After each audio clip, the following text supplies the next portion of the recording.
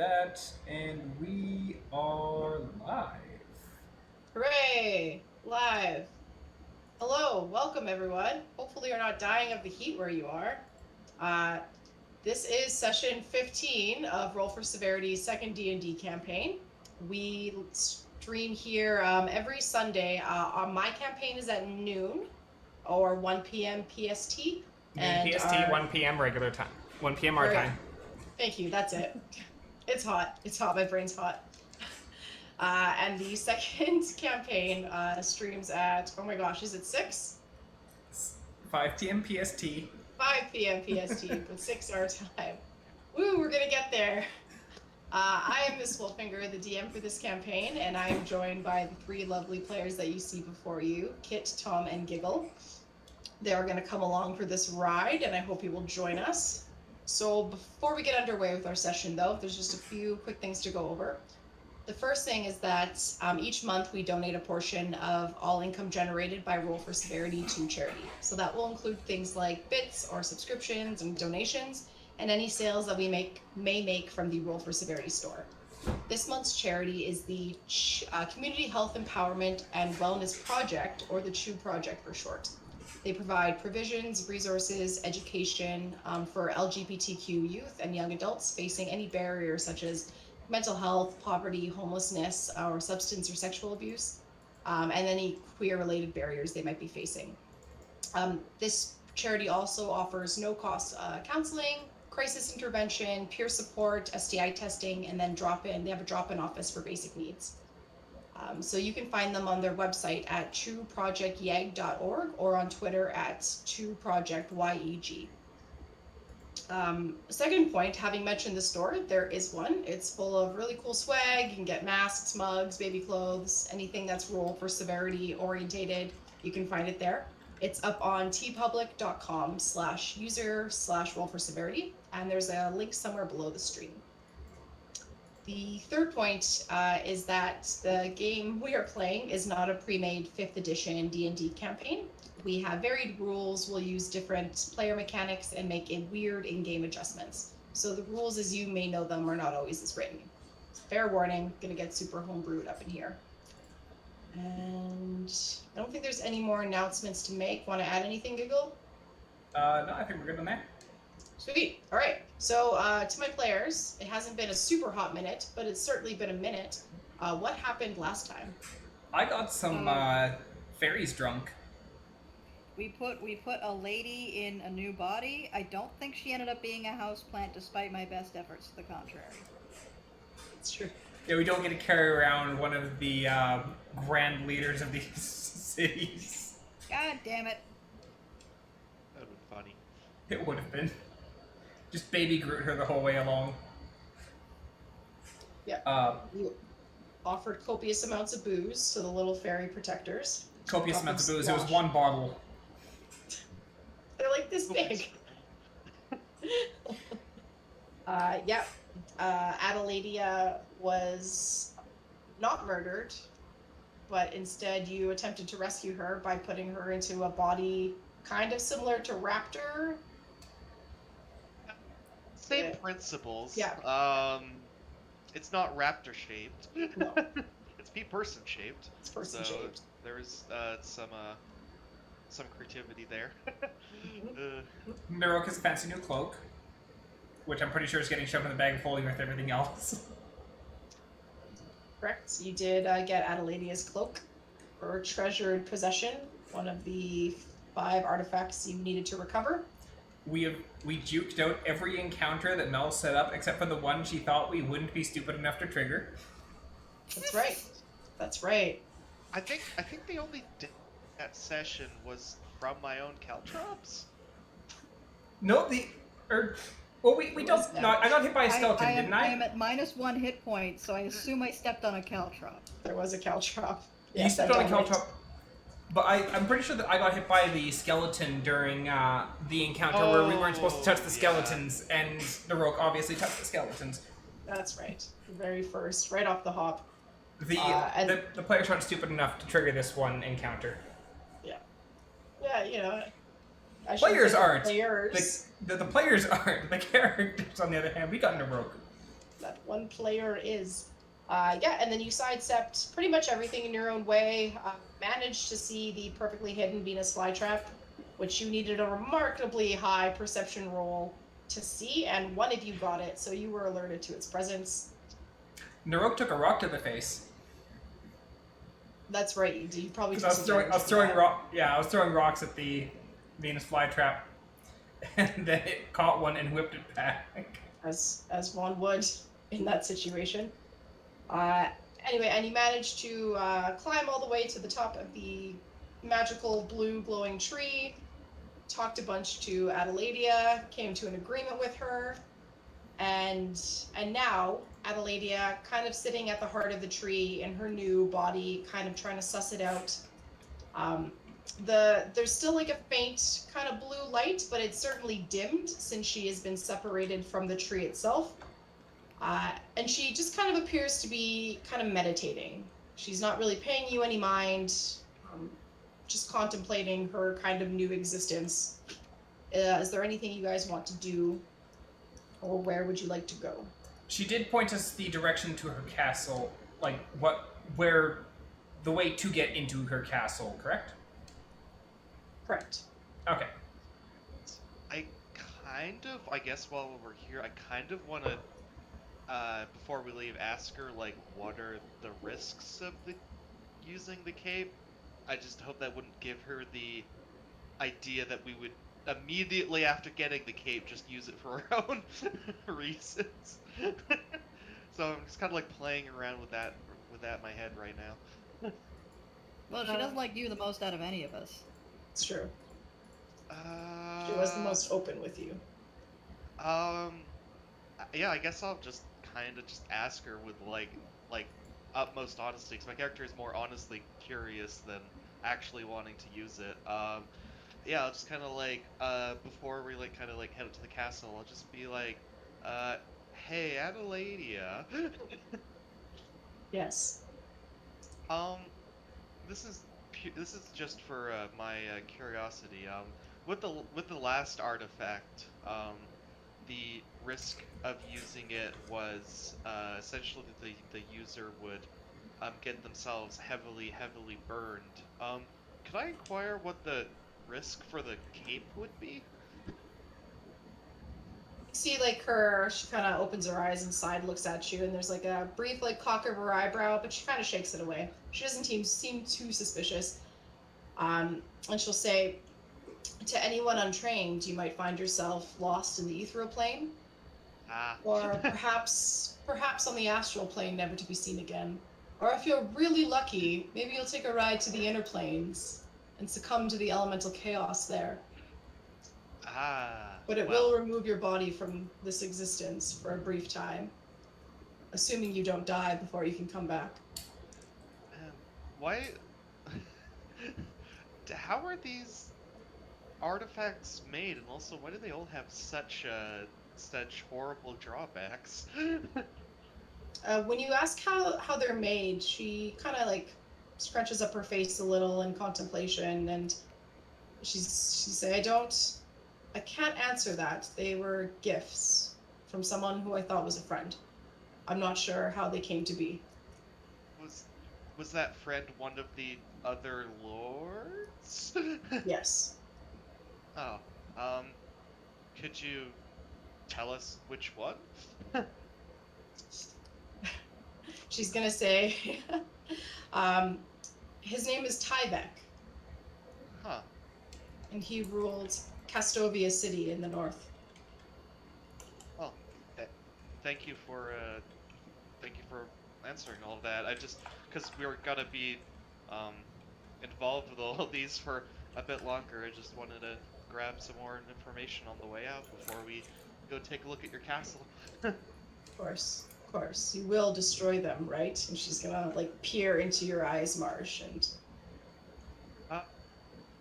I basically just respond, it's like, well, I for sure don't really have like that much interest in using them to gain horrible or gain massive amounts of power. It's just kind of, they seem to be kind of more trouble than they're worth. such is the case with all power, I find. I just kind of then I guess just kind of do a little like lower my head a little bit and start heading back to the rest of the party. All right. Anything else from anyone? Questions they want to ask, or? Are we still level 4? Oh, you guys are level. Crap. Oh, I pulled a huge goof. Yeah, you're still level 4 for the remainder of this castle. Okay. Sucks to be you. Oh, it's Got it. great. Because I have it in bright bold letters too. I was like, don't forget, they can level up, but I totally forgot last session. Do it on the break. Yep. 5-minute break, So- go. So the level 4 party, who is very much level 4, you turn down to this very large, robust branch that Adeladia had since pointed you to as an entrance into the castle that you can take. And it bridges the gap to the small, kind of dark entryway. If you were to look over the branch, you could see just how ridiculously high up you are from the ground. The ground's practically indiscernible. Because you pretty much spent a whole day climbing up that tree. And as you continue past the branch into kind of the old stone wall, it will lead you down a dark, musty hallway. And like everything else in this place, the stone under your feet is still like soft with various grasses and moss and whatnot. And it is pitch black, the faint light from the tree having long since dissipated as you travel. But I imagine Raptor is still just as lit as ever. Bright purple. Yeah. Until those torches burn out, which is technically never, he's gonna have them. They're ever burning torches. It's like an everlasting gobstopper, but worse. Oh, why did I think it'd be cool to line a castle with them? Yeah, most places have like 1 or 2, but that castle was so rich it had uncountable amount. Yeah, more than you could possibly need. So as you're traveling, Endress, your little tiny party member, she seems nervous following you guys walk into what Adeladia says and promises is an entrance to her castle, but she is keeping up nonetheless. She doesn't have her notepad out. She's not like enamored with the area around her, wanting to absorb everything she can. She does seem like really nervous, like she has no idea what she's getting into. But she will follow along hesitantly. I'm gonna swing back by Endress and be like, so at what point does your contract with us up? Because I feel like now that we have the artifact, you don't really, like, I guess you should stick around with us long enough for us to get you out of here, but if you want to just, like, leave, we can do that. Well, I would rather not part ways just yet. Being alone in the Yeah, city. it being the middle of a death castle, yeah. Yeah. And technically, my contract was to get you to the city, to the crypt, and back to Greenspire. Technically. Okay. So we've still Okay. got a ways to go yet. Correct. Yes. I didn't expect this little detour, but here we are. I will still fulfill my end of the bargain and follow you to the end. Naroke's going to stop and just like, So if your contract ends when we reach Greenspire, does that mean if we never go to Greenspire, your contract never ends? and then she's gonna turn and walk off. Don't think too hard about that. Yeah, I don't want to answer that out loud. I'm just gonna follow. Oh, Naroke, you bastard. We have to go back to Greenspire because that's where our boat's picking us up. Unless we're abandoning them and then finding a new boat. Up to you guys. We got a new crew. The old crew knows too much. They know too much. You're just gonna steal another ship? We just don't want to deal with, what was it, Anthony? Anthony, yes. Can Persistent bard. can we get rid of Anthony specifically? And keep the rest Via a of- plank? To be fair, the whole crew has been trying to get rid of Anthony for years, like leaving him stranded wherever they've taken off from, and he still shows up on the ship days later. That kind of makes Well, I it mean, worse. well, he's a bard. He gets Dimension Door. Or some sort of like faith trickster, one of the two. Yeah. Still haven't quite pinned down what Anthony is. Uh, No problem. That's what Anthony is. Yes. Yes, there's nothing forcing you guys to continue on the Highland Blush, or from killing everyone on the Highland Blush and taking it as your own, but that is a future problem. We don't know how to sail a ship. I can. There's a sail- problem. Out there. I can sail the ship. I mean, you can fix a sail, so really, it's not that different, right? How hard could it be? I'll keep fixing it, and Naroke keeps breaking it, and We'll yeah, get somewhere eventually. And- I don't know. He'll keep yelling at us. Yep. And Anthony will sing songs about it. All right, so the hallway that you're continuing down with the Light of Raptor, it's probably a good 10-minute walk, and you can tell you're kind of on a slight slope going down. You feel like the air is getting cooler. You're certainly doesn't feel like you're anywhere near below ground level, but you're going down. And then up ahead, there's kind of like a wooden, not very large doors, but a wooden set of doors with ornate snake carved into it. Naroke is going to knock. No, there's a loud thud, not very hollow. Nothing, no response, no knock back, no burning pain in your hand. Okay, Naroke's gonna go and try and push the doors open. Yep. So there's resistance, and it doesn't feel like resistance from like a lock per se, but as the door gives away a little and then kind of pushes back. So it's not an easy swing. Okay. And so the door's kind of slightly, not really ajar, but pushed in slightly, but you haven't gotten through. Can I see through the gap? Like, is it like barricaded on the other side slightly? If you look through the gap, you can see what looks like interwoven vines across the door. I've got a problem. Or I've got a solution for that. And Naroke's gonna go sit down his chest, pull out sword, and kind of slide that through, and just kind of saw his way down the vines. Yeah, fair enough. It doesn't take too long, but you can definitely hack through all the foliage that has barricaded the door closed. I just picture you just had a sword that's just like basically looks exactly like a handsaw.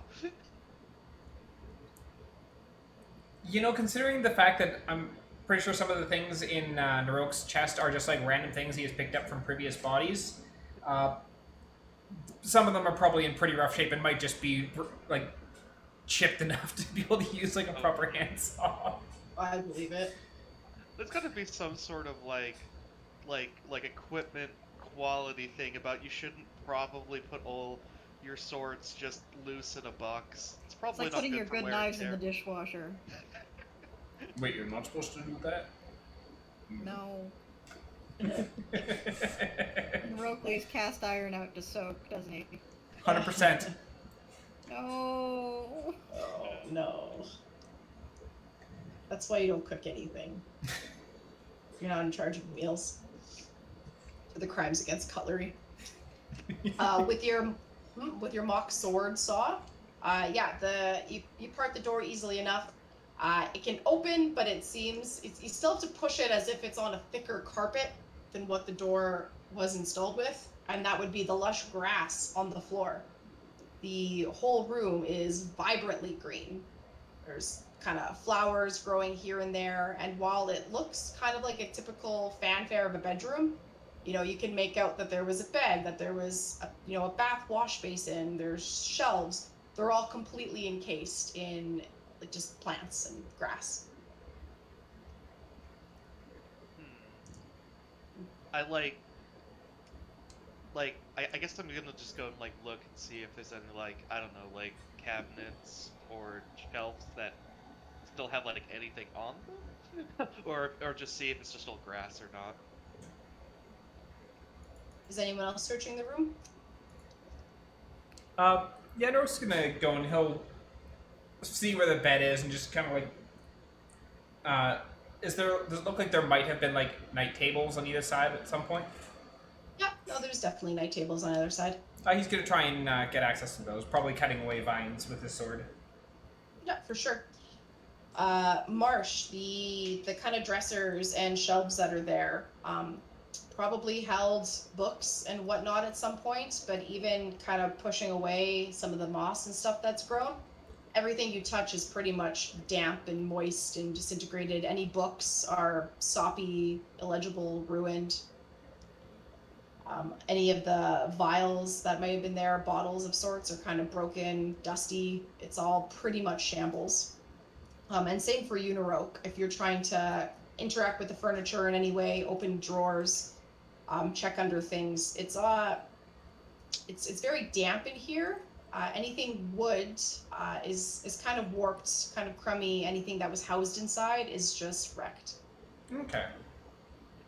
This castle trip might be a lot less exciting than Marsh was hoping. I don't know, But there is. maybe there'll be some green torches. We can start getting our raptor multicolor. Oh my And for god. planting torches. Boo. Boo, that's bad. So the room's fairly big, and as you guys are kind of moving towards what you imagine would be another door out of Elfiria's bedroom, you can all see that there is a large birdhouse, like a wire birdhouse on a stand, and that is the only thing in the room that is not covered top to bottom in vines and flowers and grasses. How big is this birdcage? Fine. I would say it's like 2 feet tall and like 1.5 feet around. Okay, It's so a pretty big birdcage. okay, when you're saying big birdcage, I was picturing like the kind of thing you'd house like a peacock in. So like the big freaking massive ones. It's like the one where you could fit the entire party in. No, not quite like that. Nork's gonna walk up and just kind of like look inside. Is there a bird or remnant of bird?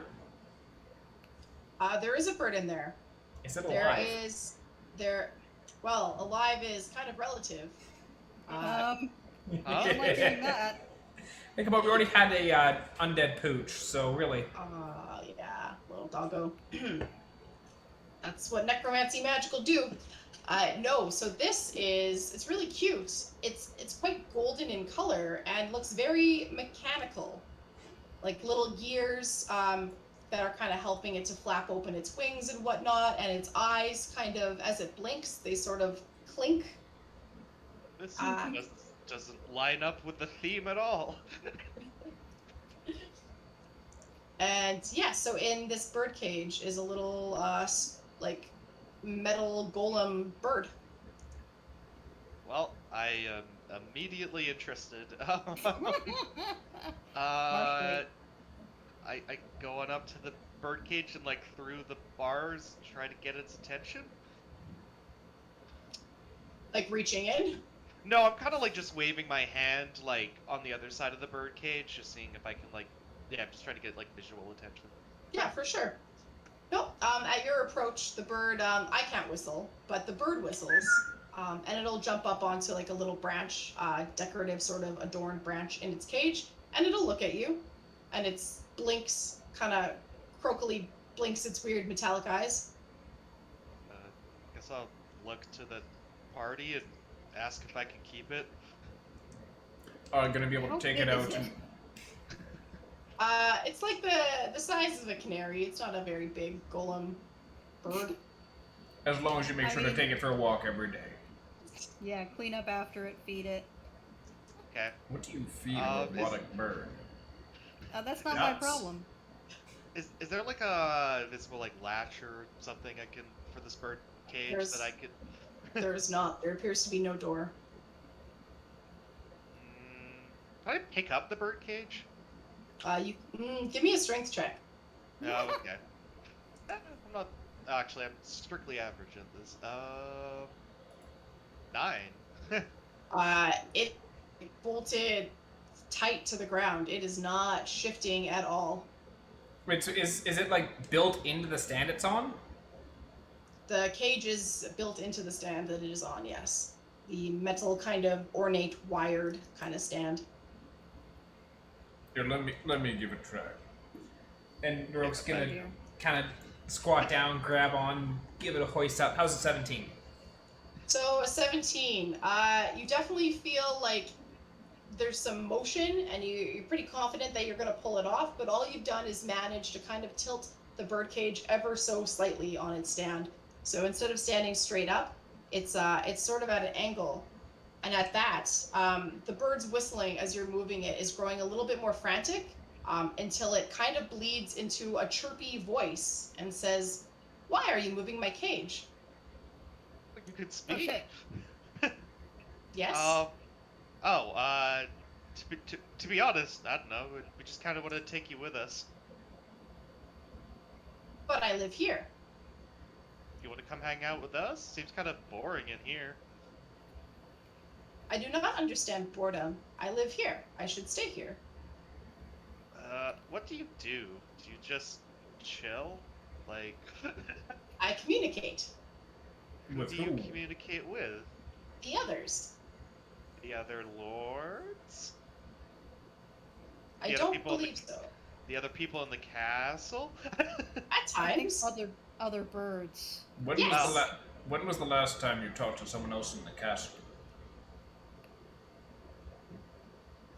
Calculating. Recalculating word. Recalculating word. Yesterday. And who did you talk to yesterday? Another bird golem. Who's bird golem? Adelaidea's. Wait, How you many talked are to there? Adeladia? The other golems. We belong to her. How many of you are there? 17. We have a lot of birds to catch. Can I ask you to send a message? Yes. I guess send a message to Adeladia saying, "Hello, we found your bird."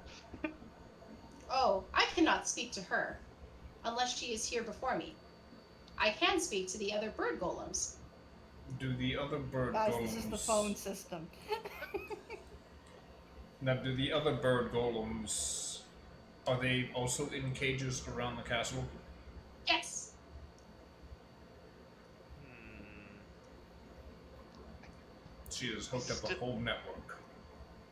I still want to take it home. It doesn't want to go with you. I mean, it could still do its weird bird telephone thing if it's hanging out with us, right? What? Can it though? How far away can you talk with other birds? I have never tested. Would you I like to can find speak out? with I'm not sure. Well, Question about the bird golem's feet.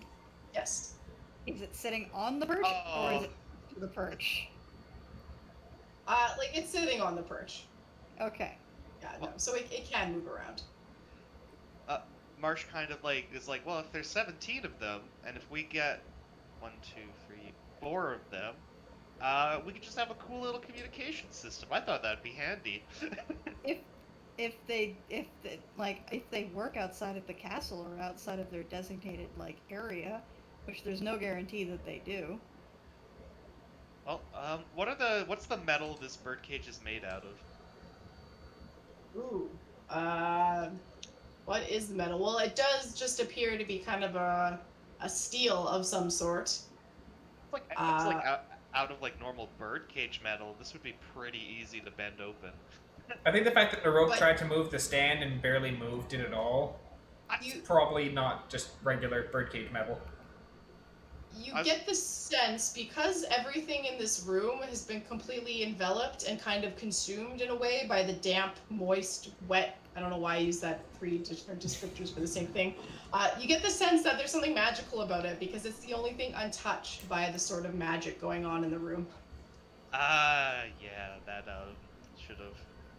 There are many, many clues here indicating that this wouldn't be easy, but my gosh, I'm just gonna give it one attempt and then move on, I guess. I'll get out a crowbar and try to bend it. God damn it! Leave it alone. Yeah, so I guess as you're trying to pry at the feet, or what's... I try to take a pry of the bars to try to make like an opening where I could just yoink at the bird. Oh my god, that's awesome. All right. Well, the bird is just gonna kind of cock its head and watch you and say, "I don't understand what you're doing, I want to take you home. but this is my home." A communication system seems incredibly useful. You were attempting to kidnap a sentient creature. And little Birdo is gonna say, "I'm going to ask you to stop wrecking my cage." What kind of construct are you? Look at Raptor. One that doesn't want to go with you. Leave it alone. Okay, fine. Naroke's just gonna look at the birds like, So you want to stay here? Are there any other birds that want to leave? Well, I've only spoken to about 6 others in as many years. The others have stopped responding. None of them have spoken about leaving. Maybe they already left. That's why they stopped responding. No, it's more likely they were destroyed. That sounds unfortunate. So there's 6 that are still functioning? That I'm aware of, that I can speak with. Want to ask them if they want to leave? Sure. And so the bird is gonna kind of close its eyes, and you're just gonna hear like a little bit of vibrating, and then it's gonna open up its eyes and say, "This is their home. They'd like to stay home." Who made you? Who could overwrite what command you currently have? Leave them alone. Ah. His name could you- was Tucker. Tucker made me. Well, okay, I'll have to alleviate my concerns with this Tucker fellow. when we find the body, why you can can't- do just that. Why can't... Man, Raptor's really reasonable. Yeah. See, I think the reason why Raptor is reasonable is you didn't give it the ability to talk. Or have opinions. But, I mean... I don't think... I just grumpily look at the bird.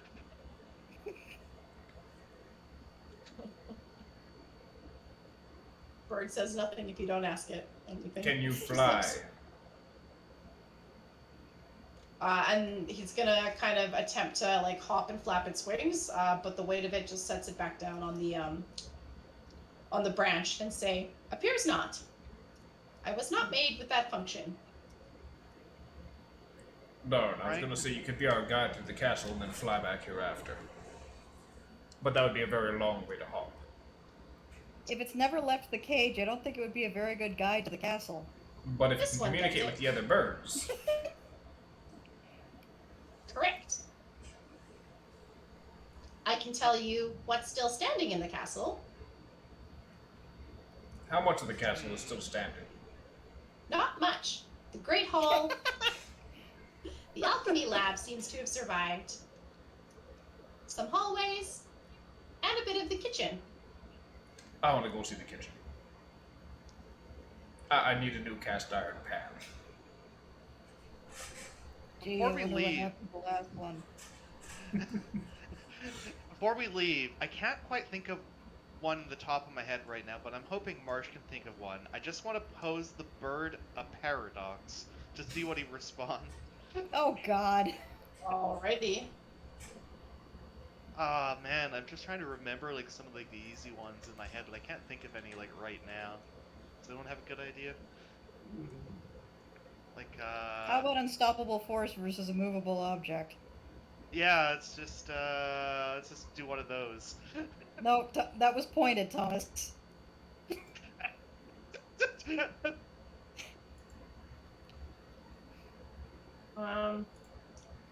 So yeah, so you know what, if you try to pose some sort of contrary paradoxical Yeah. statement to the bird, you get the sense that it's definitely not all-knowing, and it was only created for a very specific niche function. And it's gonna say, "I do not have an answer to your query." Okay, walk away. It does not explode trying to solve the paradox. No, it does not. Damn it. As cute as that would have been, I think that was an oversight that someone saw. Are you done in her bedroom? I think so. Yeah. We cannot kidnap the bird. God, I hope so. All right. There's 5 more birds to So- find. So, at the other end, opposite from the large doors which you came, there's a smaller wooden door. This one, similar, kind of stuck in the same sort of sense that there's vines growing over it, but you're able to kind of muscle it open without the help of a saw or sword, as it were. And as you open it, you can see there is no ground before you. It is a sudden drop. How far? Oh boy. Like 2 stories. Okay. Yeah. And how far forward before there's any more, floor? A significant amount. Like, you can see the far wall of the castle is still sort of intact. What you can kind of piece together being the front of it that you would have seen coming up on your way to the crypt, which gave the impression that the castle was still intact. But between there and then, like where you are and that wall is just pretty much cratered, with no possible way of jumping across it. If you want to leave, you're going to have to climb down. It feels like someone is trying to tell us something. We have enough vines. I think a vine rope would take just a couple minutes to make if we want to head down a couple stories. That's not too bad. What is on the floor below us? Like, because you said it's about 2 stories down to, like, the next, like, main floor, but, like, underneath where we're currently standing, what is there? If you kind of, like, get down on your belly and try and look down below the floor, there just seems to be, like, kind of a hallway inset, like, right under the bedroom that you're in. Doesn't appear to be any doors. Just, a hallway that also falls off into nothing. Okay, we'll need a couple vines. So, like, you could definitely climb your way down to that kind of floor and that ledge, and then do another climb down. Like, there's something that you could stand on, but it doesn't appear to really go anywhere. It's all Okay. It's like the end of a hall. Yeah, essentially. Okay. Yeah, Naroke is going to, he's going to take his chest off, and he's going to use the chains on that to just kind of, like, swing it and then, like, try to prop it, like, have it land on that ledge. And then he's going to climb down to it. Oh, I was going to use the vines and that magical bird cage so we can get some use out of it. Well, I was thinking more so Naroke trying to climb down the vines with additional 300 pounds on his back might not be the most ideal situation. So it's like, take the chest off, put it somewhere, move down, grab it, move it down to the next floor, and then keep going. I mean, you could all do both. Yeah, Naroke, if you want to go for that route, you certainly can. By all means. I would say it takes you a while, and since you're not in any rush, nothing is pursuing you or whatnot, you can safely do it in, 10 or so minutes. Well, essentially all I'm doing is, like, because the chest has the chains already wrapped around it.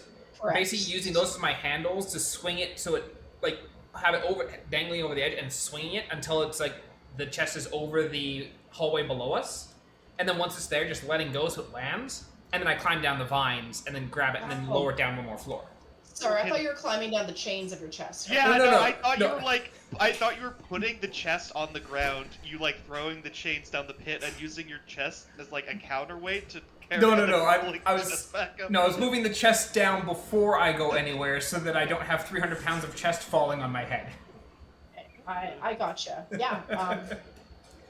Easy. I would say it maybe takes a few like tries to really get it comfortably enough over onto the ground that you feel comfortable letting go. But you could definitely swing your big ass chest onto some solid ground. And there's enough vines by all means that you guys can kind of braid something together. They're thick, they're sturdy, they're healthy. Yeah, and I tie it around the bird cage because I think that's like the sturdiest thing we have right now. So You're right. What is our goal here? What are we hoping to find with all of this? honestly, We're exploring the we're just castle currently. trying to look for an alternate way out. I mean, if this turns out to be more trouble than it's worth, I guess we can go back out the way we came, then we'll have to deal with the fairies again. They're probably still drunk. I left the bottle with them. Ah, yes. Okay, so I guess the DM, my question, do we see a clear route to the exit from here? Yeah, you do. You can definitely see, like, again, that big ass wall adjacent to you. There does appear to be kind of inset a giant gate, totally covered over with plants and whatnot. So it looks like you have a hack job ahead of you, because not only is it vines and whatnot, but it's also like tree branches and stuff. But it looks like a definitive exit from the castle. Okay, so Okay, it took so us I like... propose we head that way. Yeah, Do we sure. not want to check out the alchemy lab? The birdie said it was still standing. Also the kitchen.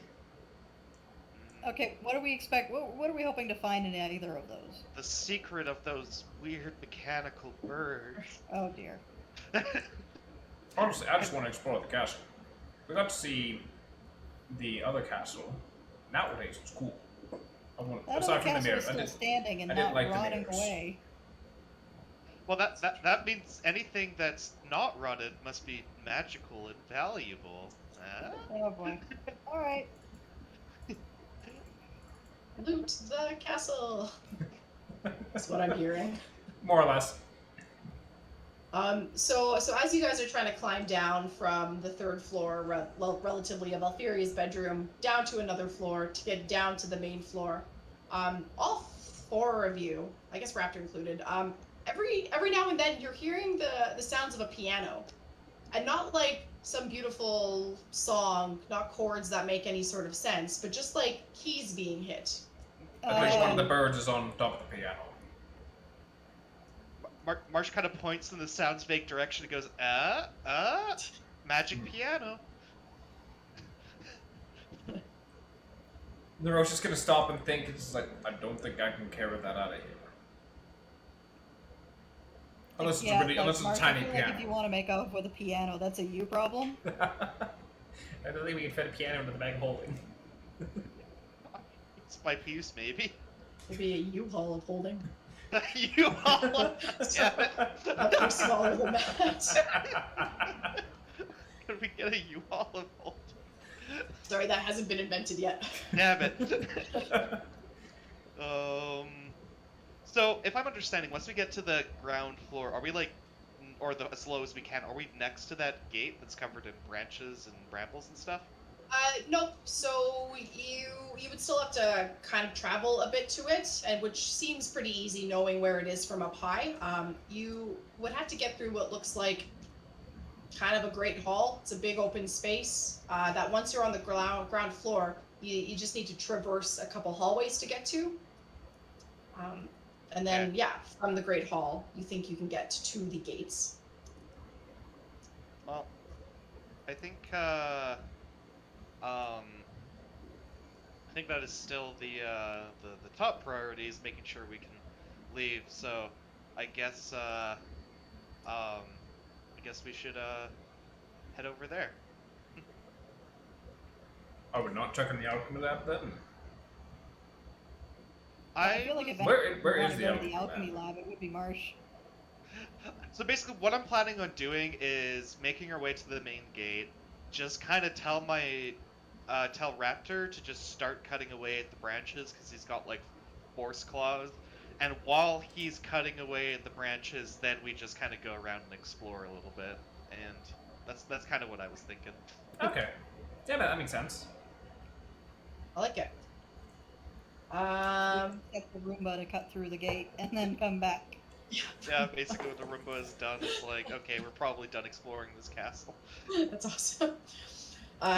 So no climbing checks or anything necessary. Since there's no rush, you guys can just take your time and carefully traverse down the floors using the vines and whatnot. And just follows along behind you, has a pretty easy time, and is able to just kind of slide down really nice with a flourish. And you find yourselves on the ground level. It's a little hard to traverse at first because there's just so much rubble and upheaval of castle walls and stuff. But as you're kind of traveling, let's say south, the direction towards where you know the gate to be, That piano playing is growing a little bit more frantic. And again, it's just keys kind of being mashed. So it helps to guide you towards the Great Hall. Yeah.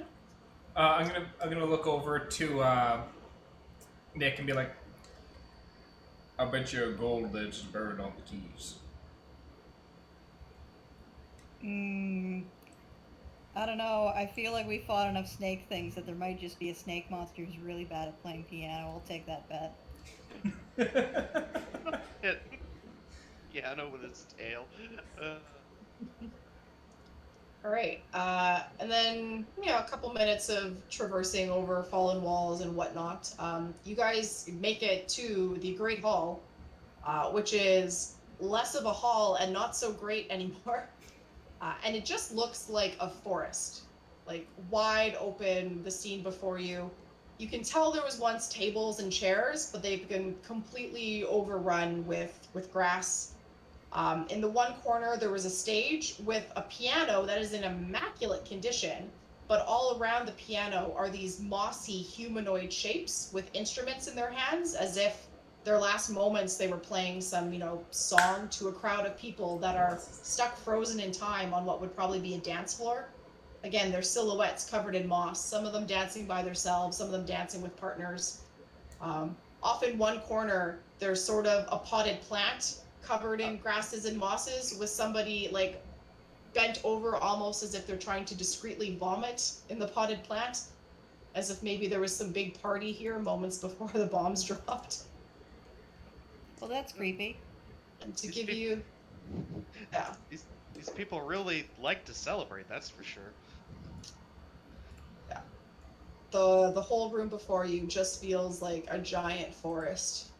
If you didn't know you were in a castle, you could almost feel like you were back out in the Elderborough Forest as you were days before. and whereabouts would the piano be? Piano's over here.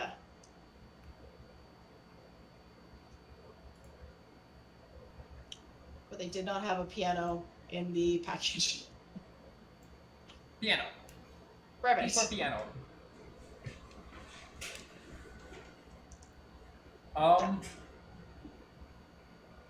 Can we see who or what is playing the piano? You cannot. The keys are facing away from you. We're gonna have to get closer. Yeah, go earn your gold. I'm going for my gold. Aren't piano keys themselves valuable? We can maybe just take those. Depends on if they're actually ivory or not. 5, 10, 15.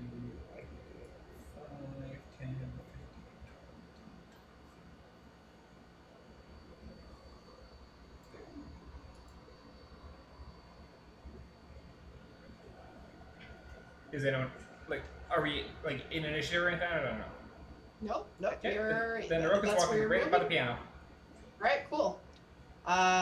So as you pass by this tall, mossy player that has a lute in his hands that still seems to be in relatively okay condition, which is what tips you off that he was playing in a band. You pass him over to the piano, and there's a little frog. Just a tiny little frog on the piano, just kind of looking up at you. I win. I don't think that's a snake. Can I No, take but the you, the bet wasn't. The bet was whether it was a bird, and you lost. Fair. I look to I look to Nick. Hey, can I take the loot? He doesn't seem to be using it anymore. As I'm like, Why are you asking me? oh wait a sec. Okay, I take the loot. I'm gonna look. I'm gonna look at the frog. I'm just gonna kind of lean down. Are you Toad from the special? It's gonna kind of hop off the top of the piano onto a set of keys, making a really odd chord, and just kind of croak at you. It doesn't respond in any meaningful way. Okay. Naroke is gonna hit one of Marsh. the keys. Yeah. It plays I don't know, G. The key of G rings out in your ears. E of G. Marsh, which path are you taking to get to the piano? Oh, I assumed kind of what was happening is I was following behind Naroke, and then like as I was following behind Naroke, this loop caught my eye. So then, from Naroke's path, I then kind of branched off to take a loot. Okay. Yeah, I buy it. So Raptor's probably following you. Yep. Close on his heels. All right, cool. Is there anything else you guys want to check in the Great Hall? Naroke's gonna look back at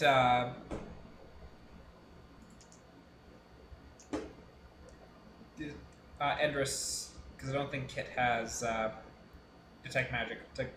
I don't know how many times I need to say I don't have any spells.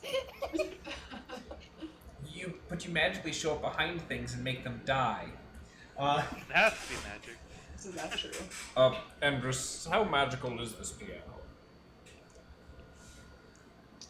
What is detect magic's range? 30 feet. 30 feet. Okay, yeah, she's gonna get way closer than that. Because she does have detect magic. And she will. Let's see. Does she trigger? Do we A explode? 3. We do not explode. We do not explode. So yeah, Endris says like, Yeah, all these instruments seem to be magical of some sort. can't quite pinpoint, and she's trying to think on it, and she's thinking, abjuration maybe? I don't know. This one's confusing for me. When I try to take the loot from that moss man, like, is it just is it easy?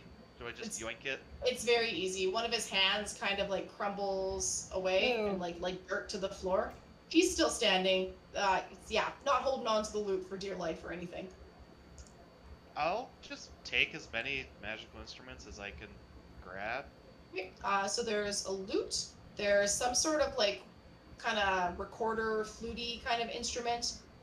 There's also a tambourine, and then the piano. Recorder, tambourine, the piano's probably gonna have to stay. When you say piano, I'm just assuming it's like grand piano kind of size. Yes, it's quite immaculate and beautiful. Yeah, I'm not gonna be able to carry that. You know, this is just curiosity's sake. I'll just like open up like the top of the piano, see what's inside. Yeah, inside the piano there is like a family of frogs. Oh. Just like a swarm of them. Bird? Yeah. I don't know. I say ribbit. They croak back lovingly, Cool. accepting you as one of their own. I daintily slowly close the piano lid. One frog really gets out really quickly before you close it. Pops away. Okay, I wait. I like stop closing it, wait for him to hop out of the way, and then continue closing it. That's awesome. We are the And best scoundrels ever. At this point, I want everyone to make me perception checks. But just right. Okay, yeah.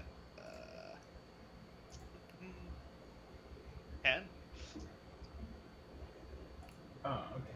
Do perception. How's a 23 to me? That's Jeez. a 10. All right.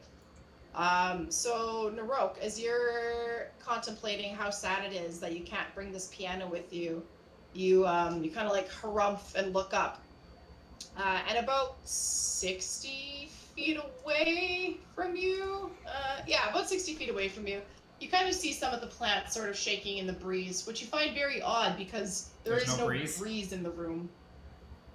These plants are really bad at hiding. Stupid good rolls.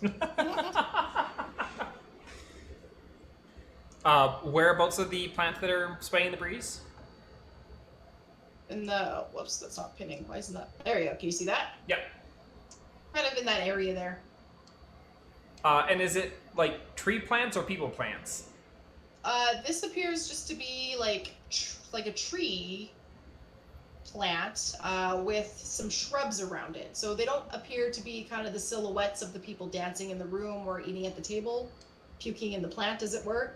It just looks like shrubbery. Okay. Well, that's a lot less humanoid than Umath was, but Do you know Umath? Nor's just gonna ask them, like, looking in the direction of the plant and ask if they know Umath. Wow, that's awesome. Okay, so as you shout, do you know Umath? From the tree, two two mossy masses will kind of lift up from the ground. Not exactly humanoid, but kind of similar to Umath that you met in the lighthouse. Yeah, it's like does that go really well or really bad? Yeah. And so they kind of rattle ominously at you, but they just kind of look you down with their hollow, sunken, blackened eyes, Who and has just the? kind of shake. Who's got the plant talk vial? Oh, yeah. Marsh, did you still have that? If no one else grabbed it, then I probably still have it. I remember we had like a few doses of that. We had a lot of doses of that. There's plenty to go around. Yeah, so I guess, yeah, again, I'll just, yeah, here we go, Vile Plant Speak. It was in my inventory. I'll, start getting that out. And And, Naroke will take a dab of that. Yeah, I think there was a ton of doses in here, so I'll just offer it to everyone. Naroke's gonna look over at Endris and be like, Do you want to talk to the plant this time as well? because she didn't take it back at the lighthouse. You're right, she didn't. She was kind of unnerved by it. She'll hesitantly, like, open up to take a drop or two on her tongue. Seeing as it didn't destroy you guys and can probably be deemed safe. Once you've taken that, so we can actually speak to the plant, Naroke's was like, I'm sorry, I didn't quite catch that. Could you say that again? Is gonna, so the plant creature, or rooter as you would recall them being here, more to the top, is going to turn to you and say, I am Tyvek, son of Tyvek, friend of Umath. Who are you? wait, this is Tyvek? Because Tyvek Yeah, ruled this- Testovia City in the north. And was the one who created... Different Tyvek? Different Tyvek. Okay. Because, like, we've heard this name already this section. Heard this name. I've also heard of Tucker. Yep. Huh. We too are friends of Umath. We met him back at the lighthouse. How does he fare? He fares well. He found He ate a girl, but otherwise he's doing all right. that he did. Good.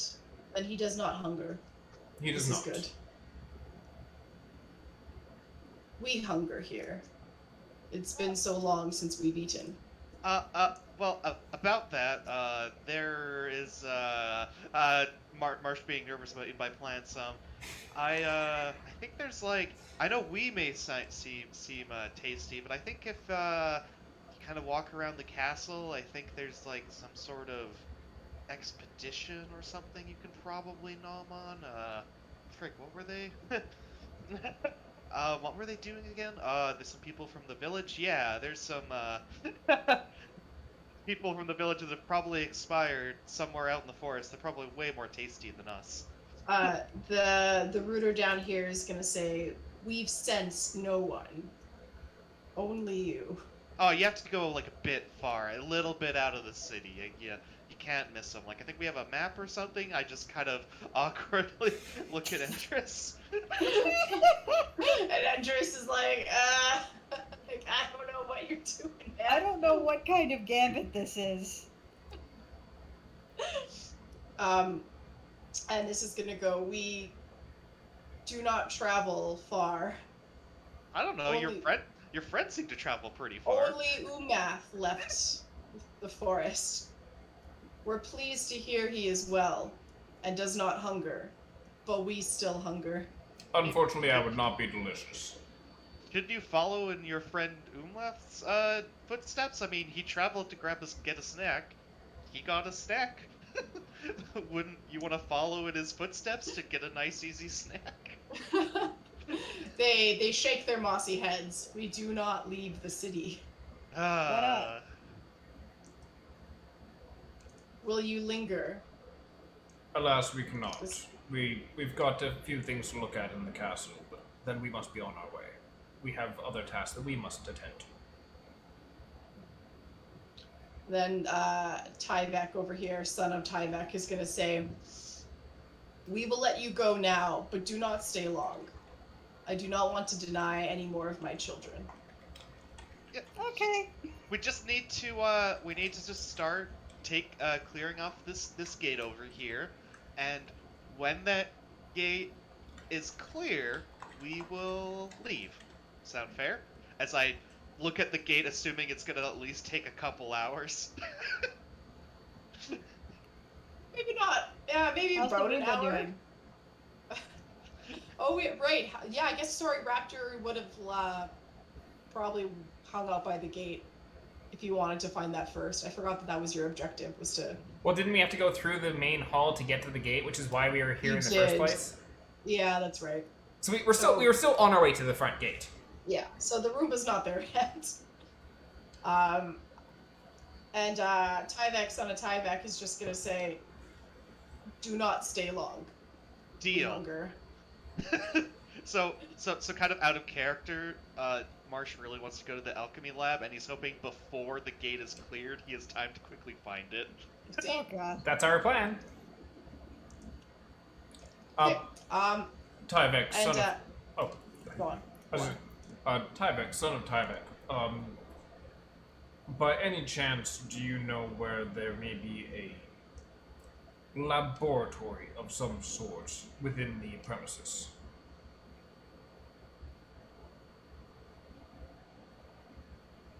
I believe you want stairs. You must go down. Thank you.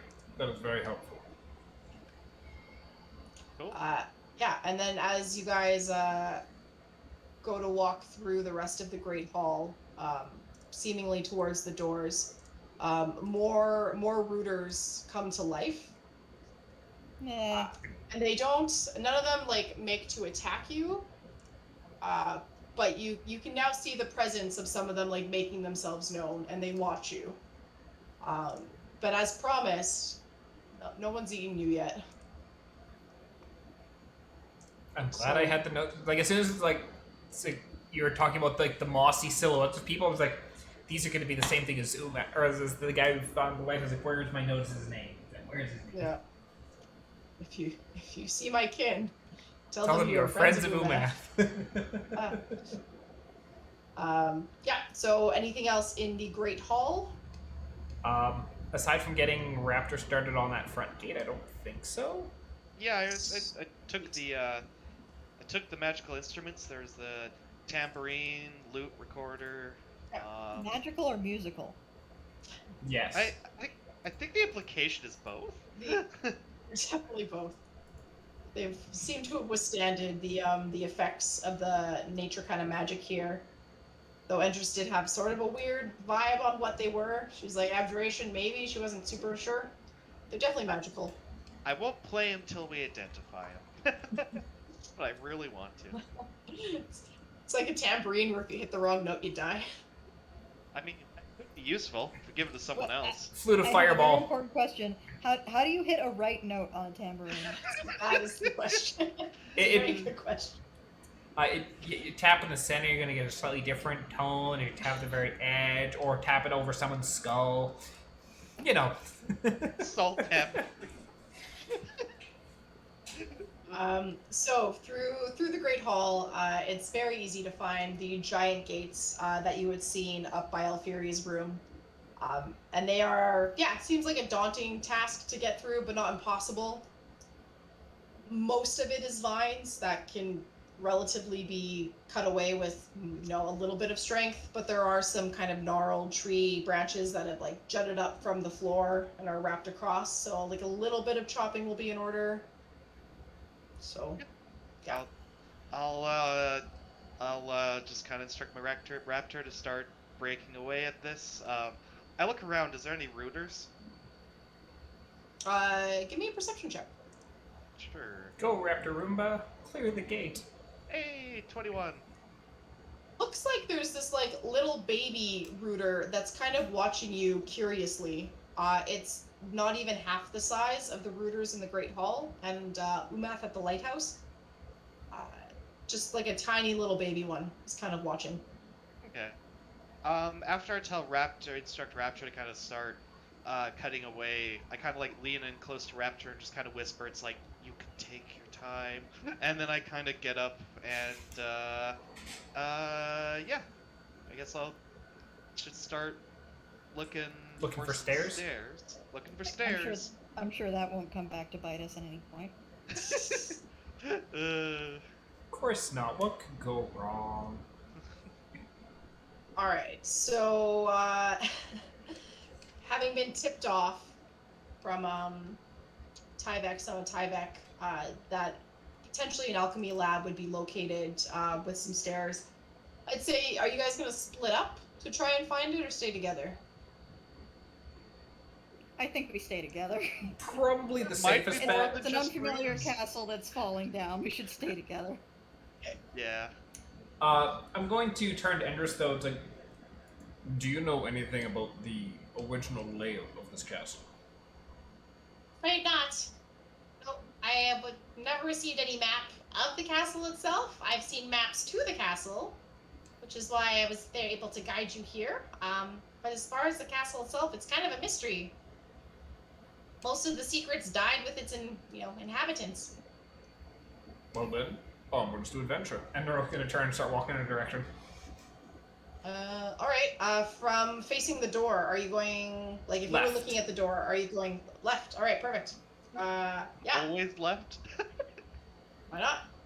Yeah. So left will lead you from the Great Hall, kind of like a few steps down into this like beautiful garden. It's almost like a centerpiece that's on either side of the big door, and it's just totally overrun. You know, it looks like it was an intentional garden that has now been just flourishing tenfold. And then you cross through it down to a dark hallway. So even though the roof has kind of caved in the center of the castle, this part's covered. So with Raptor being left behind, do you guys have any other torches with you? I think I Marsh do has actually- like 30 more. Yeah, I do store an excess in the actual bag of holding. So Yeah. I have a couple as well. Okay. Yeah. So this hallway is dark, so you'll want some form of light to guide your way. But since you have torches and they're not all with Raptor, that's easy enough to do. Yep, I have 3. And this hallway, it's kind of winding. Like you would expect to have seen some doors leading somewhere at some point, and you're probably traveling for a good 5 minutes. It's almost feels like a labyrinth. Like there's no, you can only go forward. There are no other turns to take. But it's just super weird. Kind of turns in on itself, almost like it is S-shaped, continuously S-shaped. And after about another 5 minutes, you come to like a large black wooden door with a little bit of vines kind of creeping into it, but not overrun with them. Naroke's gonna knock. Yeah, you knock. Wonder if No one answers. Endress would still One of these days, have... somebody's gonna answer. Yep, one of these days someone will answer and it'll probably be a bad time. Hopefully. Yeah, Endress might still have detect magic on. I'll ask her if she still has detect magic. Yeah. How long does that last? 10 10 minutes. 10 minutes. Well, you said that we've been walking no. down that hall for about 10 minutes because it was 5 minutes Yeah. in and it just Yeah, kept okay. going. So it's dissipated by now, but she would be happy to cast it again. If Yeah. yeah. I ask if she would be so kind to do that. Anything that's just not covered in vines is basically just a magic red flag. So I'll ask her to she can cast it again. Yeah, I think that's fair. So yeah, she casts detect magic. The world does not explode, thankfully. And she's like, This does not appear to be magical. Well, time to find out if anything on the other side is. And Naroke's getting a bit of push. push. Okay. It does not budge. The wood kind of groans under your foot a little, like a oomph, if wood could go oomph, but Are there handles The that door does indicate not- it might be a pull door? there are handles. Naroke's gonna grab and give him a pull. Yeah, it opens. Yeah. The locking mechanism that was once in place just kind of deteriorates. The metal is rusted through. And yeah, the doors open leading to stairs down below. Well, we found downstairs, so onwards to adventure. Hey, Onwards to onwards. adventure. Yeah, so the stairs aren't super long, and before you know it, Ooh, You- this is what? The The very room down. interesting lab. the room down here very different from everything you've seen before. This place not completely overrun by foliage like the rest of the castle was, and the walls instead of being mostly wood and brick seem to be like a cool gray marble. The whole feel of this room is just alien compared to the rest of the castle so far. I would say so. They've got computers. Those aren't computers. Those are shelves and darn. books and other things. Is that a bathroom down at the bottom there? Yeah, Isn't it it's got true? urinals. It's a latrine. It's a very advanced latrine. Huh. Well, I don't know how much of this I can quite see because of these walls, but Marsh is ready to be quite excited about this. So is there a hole here? Is that broken wall? Sorry. No. It's just overrun with plants, but they kind of seeped over the top, but it's not like a hole that's at the ground level that you can come through. Okay. Well, Naroke is going to probably head to the very end then first. Yeah, I'll kind of keep moving forward, but again, I'm kind of keeping a bit behind. I'm trying to get Endress to lead the way because she still has detect magic on, I assume. So I'm just kind of following beside Endress. Absolutely. There we go. Is Raptor here? I thought Raptor was in the Great Hall. Oh, Yep. yeah, my apologies. I auto-filled him I'll- into the map. Yeah, let's throw him out there. Whoops. Yeah. He's back at the door, plugging away. So as you guys step further into the lab, you notice, first off, all of you, it smells really nice in here. Like there's just this very sweet kind of scent in the air. Very sugary, very pleasant. A lot of the smells you've had before, while maybe floral and bright, have also been kind of smelling like decay. Like a lot of living things have died, and really musty. But in here, it's just absolutely beautiful smell. Very sweet. And you notice that the ground is also slick with like kind of a thick, viscous, clear fluid. Gross. That probably used to be people. Used to be people? Probably not, as I'll kind of lean down and take a closer look. Yeah. What knowledge would that be? Give me a nature check if you like. Carl, why is the boat red and sticky? Oh, okay, cool, 22. This is like slug slime. In like texture and viscosity. But it smells so good. This is where Slugsworth came from. Got it. Oh, No. well, guess might be a little sluggy living around here somewhere. Has anyone got any salt? I don't think I have any on me. Would not I be say that surprised. I do. Naroke, Hail Mary. Do you have any salt on you? Maybe you or Marsh. Does not appear that I have any salt or spices in my inventory. I do, however, have oil flasks. They can light the thing on fire. Slugs, like most things, probably don't appreciate being lit on fire. Yeah, Like- I think like they dry out easily, so I guess like yeah, maybe. So is there a door here, like to my right? Yes, there is. Cool. I'll just quiet, just kind of open that door. See what's on the other side. Yeah, and if you want Andress to go ahead, she's happy to follow ahead of you. Yep. Just taking notes of the encounter. So the slime is also down this hallway as well. so you can kind of feel it adhere to the bottom of your feet. Still smells beautiful. And up ahead is the kind of cratered wall of what looks like an office space. So there's desks and tables and shelves in various states of just upheaval, almost like an earthquake maybe shook everything to and fro. Yeah, I kind of want to scour this as much as possible. So as soon as I start like seeing these kind of like shelves and potential papers, I'm just gonna slowly start going through them. Yeah, absolutely. So you're gonna go through looking for books and whatnot. Dominic, is there anything particular you want to do while here? I'll do a general perception check, but I think Marsh's expertise supplies much more in here than mine would. Okay. And Naroke, were you planning on going a different way? Or are you looking for anything in particular? Standing here, there's a door to my right and a door ahead of me, correct?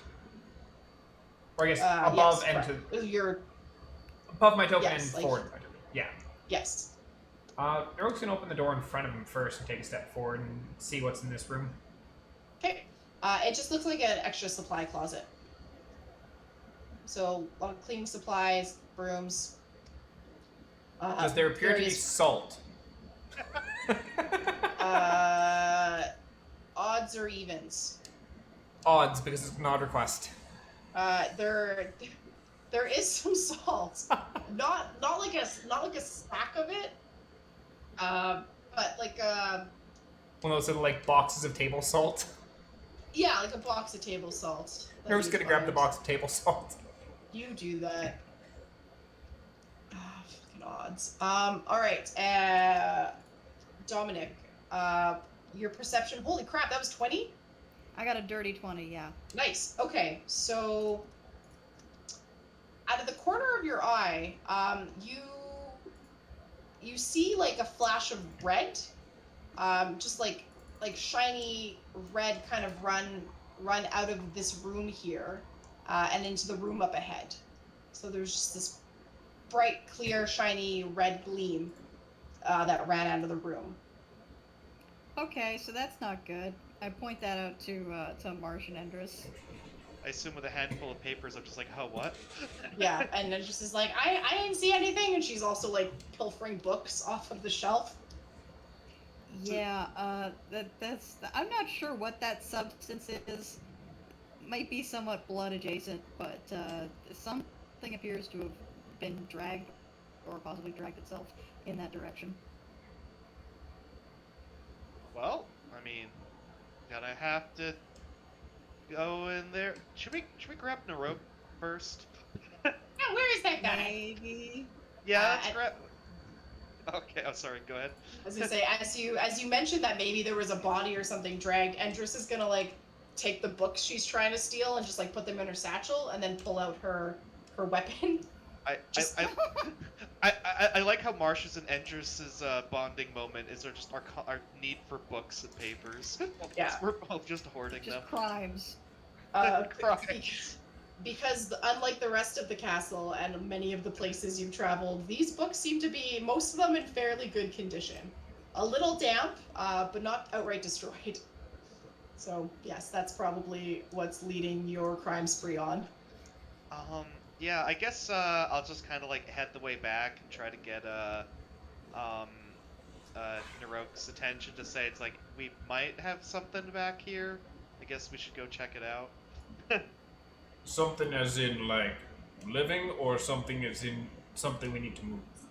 I think Nick saw like some sort of like blood streak or something. We're just being a bit careful is all. Grabs his axe and shield and toadies along. It's like, on my way. Hey. Where, and kind of gets into the room past me, like, where was it at? I will point out the trail. So whereabouts is the trail now? So it's not a trail, but there was a flash of red that Nick saw that ducked behind the door here. Oh, it's actually still. Oh, I thought still, it was like a trail. Okay. Oh, I saw something ducked behind the door over there. Naroke's gonna Nope. step through the door and like, Yeah.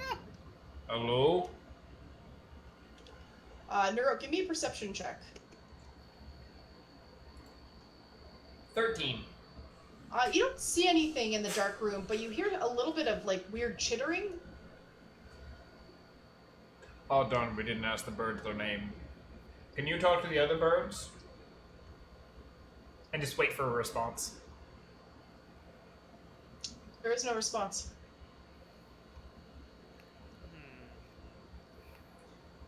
I don't remember the birds having, what was it, red eyes? I think. Maybe they did. I don't remember. They might have been It painted. didn't have red eyes. It was mostly just gold and metal colored. There was no light or magic eyes at all. Naroke's gonna kind of wave Endress a little bit forward. It's like, Can you see it with your magic? Yeah, Endress will kind of step into the room with you. I would say her cast Detect Magic is still going on. And she's gonna say, yep, there is definitely some weird small magic things running around in that room up ahead. She gestures marvelous. to the room here. Naroke's gonna Hooray! walk up. Knock, knock, knock, knock. As you knock, all of the chittering and like kind of like noises and scraping that you heard goes dead quiet. So there's no more sounds. Naroke's gonna wait for like 10 seconds and like, Ready or not, here I come. and step into the room. Okay. Do you have a torch with you? Yes. Okay. So your torch lights up a bit of the room here, which is mostly at a glance you can see just wall to wall, floor to ceiling shelves that had various bottles, like just completely full of bottles, and most of them have been destroyed, toppled over, and are just wrecked in some way. But as you kind of turn your light over, you do see a flash of blue jump at your face, and I want you to make me a dexterity saving throw. Oh no. 6. A 6. Yeah. So I think as you try to like move your torch up to kind of intercept it, you overshoot it and you throw your torch up in the air. You do manage to catch it, but as you go to catch your torch, this hard glass substance just hits you in the face, and you hear it fall to the floor. And Marsh, Dominic, and Endress, I want you 3 to make me dexterity saving throws as well. Uh-oh. Endress is so bad at everything. Yeah. Why is she even here? Question: Is their save DC reduced on account of the fact that if it's trying to throw it from the other room that Naroke is currently in the doorway of, it has to miss Naroke and hit them? Nope. So Dominic, you with the light of the torch from Marsh, and having seen something kind of hit Naroke up ahead, and then seeing this blue thing scuttering towards you, you managed to reach out and grab it. Huh. Oh, hey. Congrats, you So- caught a Smurf. And the creature trying to dart by you that had assaulted Naroke is a potion. It's a bottle with like a bright blue liquid in it. And then on closer inspection, it has legs and arms and a little face made of clay. And as you're picking it, you're kind of holding it by like the tubey vial top. I don't know how to. Wow, how The do I neck. explain that? Yeah, the neck of the neck of the bottle. bottle. Thank you. Neck of the bottle. And its legs and arms are like flailing, and it's not speaking anything that you can understand to be any sort of discernible language. And it's just screaming what you imagine Bloody Mary at you, as it tries frantically to get free from your grasp. Guys, am I hallucinating, or is this a little potion with legs? You said that something had hit me and then fell to the floor. Is that the same one that scurried by, or? Yes. Okay. So, I just want to make sure I'm picturing, is like the potion itself like alive, or is it something inside the potion that's It's alive? the bottle. So the bottle has Bottle legs. itself. Okay. Arms. It's like a Mr. Potato Man. Looks like you've got a friend. I don't think it likes me very much.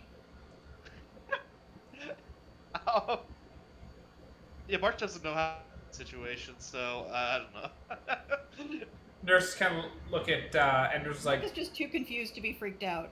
Have you seen these Basically. before? And Endris is going to push up her glasses and take a look at it and go, I think this is a golem, like a clay golem, but I've never seen one before. A clay golem made into a potion bottle? Your guess is as good as mine. I don't know why you'd make a potion bottle out of it. Seems kind of tricky if your potions can run away from you when you need to drink them. I'm sure it seemed like a good idea at the time. As most things usually do. Unless and this then- is, go on. unless it's meant to like, for whoever made it, it will run to them and like bring them the ingredients they need. Because then you could sit there at your table and be mixing things and be like, bottle, get me that thing, and then you bottle, go get me that one, and then wait for them both to come back and then bloop. Sometimes I just think feel- that Naroke is so dumb that he circles back around to being smart. we had that a few times with Naroke. I just feel like a sentient potion would just, I don't know, just accidentally trip and break itself. That. Naroke's gonna point out the like plethora of broken bottles, like, I think they did. Oh no. It's one of the last of his kind. And as you guys are heralding, like, what is going on with this potion bottle, what could it possibly be, you start to hear more scurrying from the room that Naroke is in. Naroke's gonna take his chest off and set it on the floor, right in the front of doorway. Yep. All right. They now Yeah, have a fair hard. enough. They now have to try and jump over it to get out. Okay. And jump over it they do. Naroke, I want you to make me a dexterity saving throw. 12. 12. Okay, so as this one, a bottle seems very dark, black in color almost, at least the contents inside it, lunges towards your face, and you're ready for it this time, and you reach out a hand, the one that's not carrying your torch, and you grab the bottle right by the neck as it begins kicking and writhing and screaming in your face. Do you have yourself a clay golem bottle?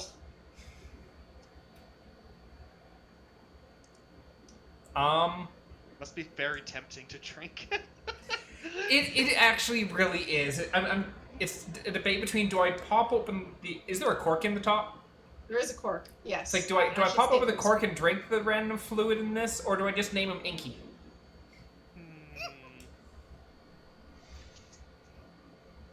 There's like, I think there's like a black one, there's like a red one, there's like a blue one. You could almost like just have like Pac-Man colors. Naroke is going to kind of like try and turn it so that it's like facing the face. It's like, Do you talk? Or just scream? Scream Just- this. Got it.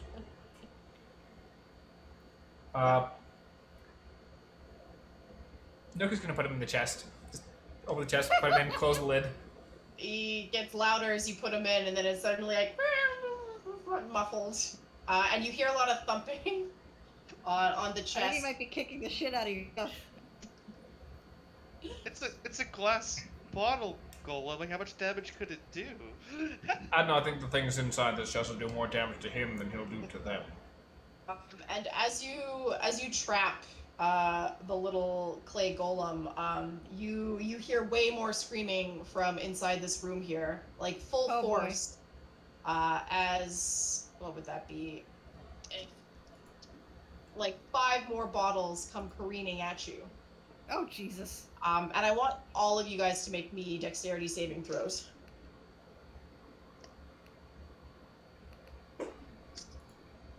$18. Yo, Marsh got an 8 and Naroke got an 8. 2 8s. All right. So Naroke.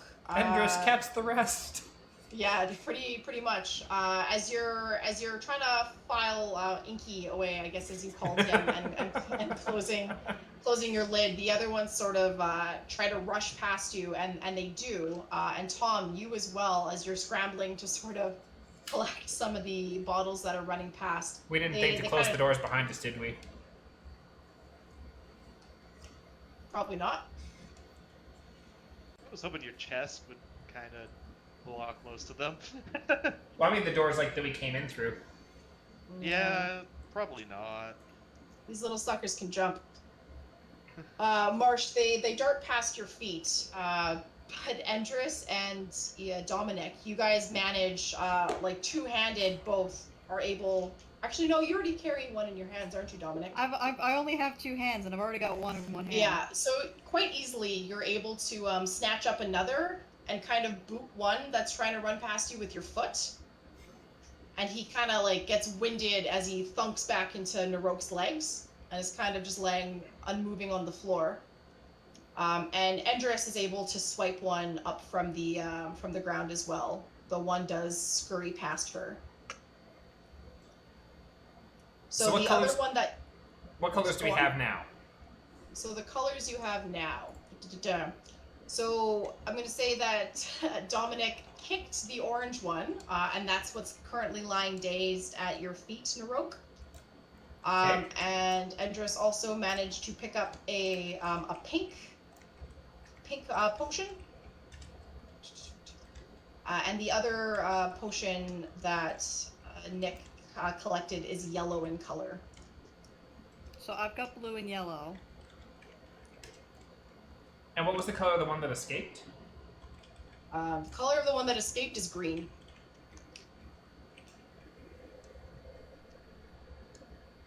Well, this should be fine. We just need to find another bottle and mix a bit of the 2 of those. Yeah, Oh. I don't think that's how alchemy works. Close But- enough. Just All looks right. random. Nothing bad could happen.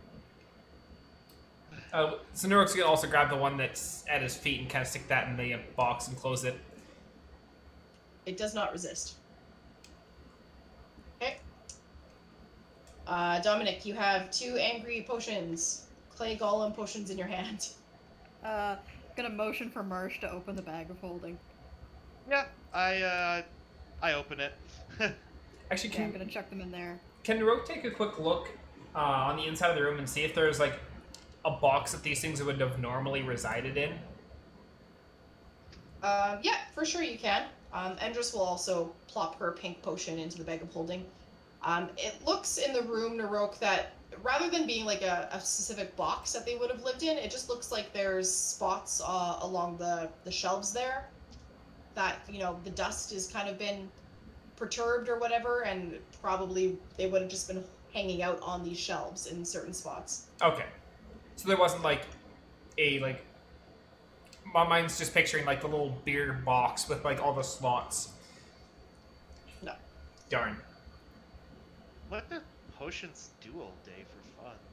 Ah, well. Judging by what probably. we've seen so far, scream. Yeah.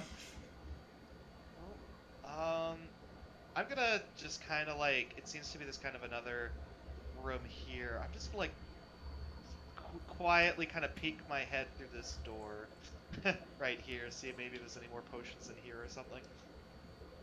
Nope, seems all quiet. There's no weird screaming, chittering at you.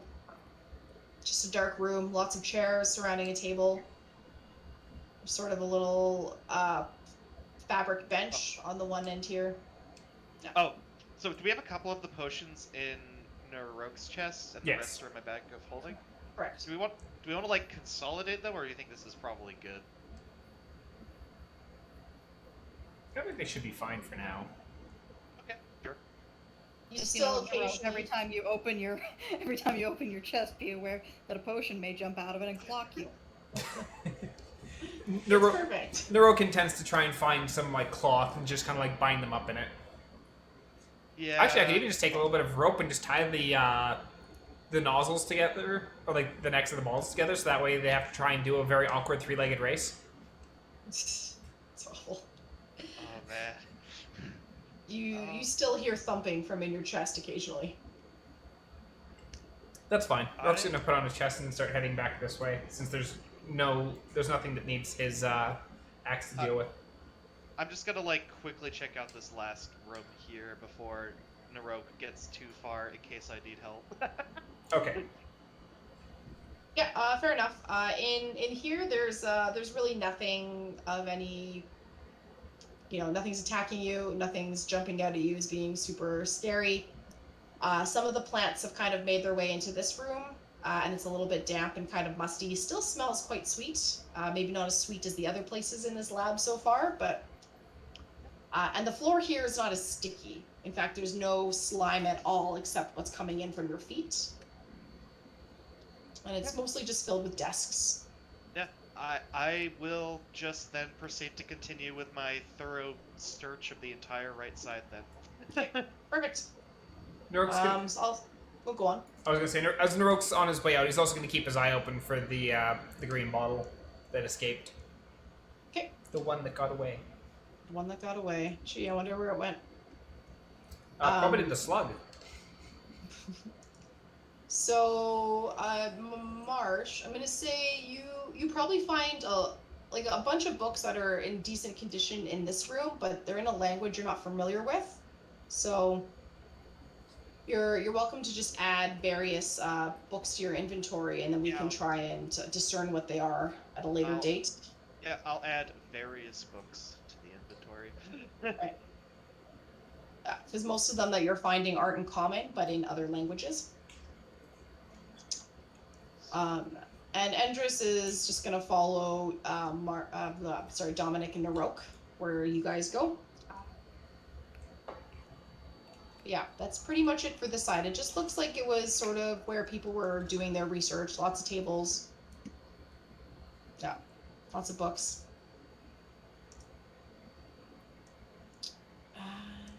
Yeah, anything else?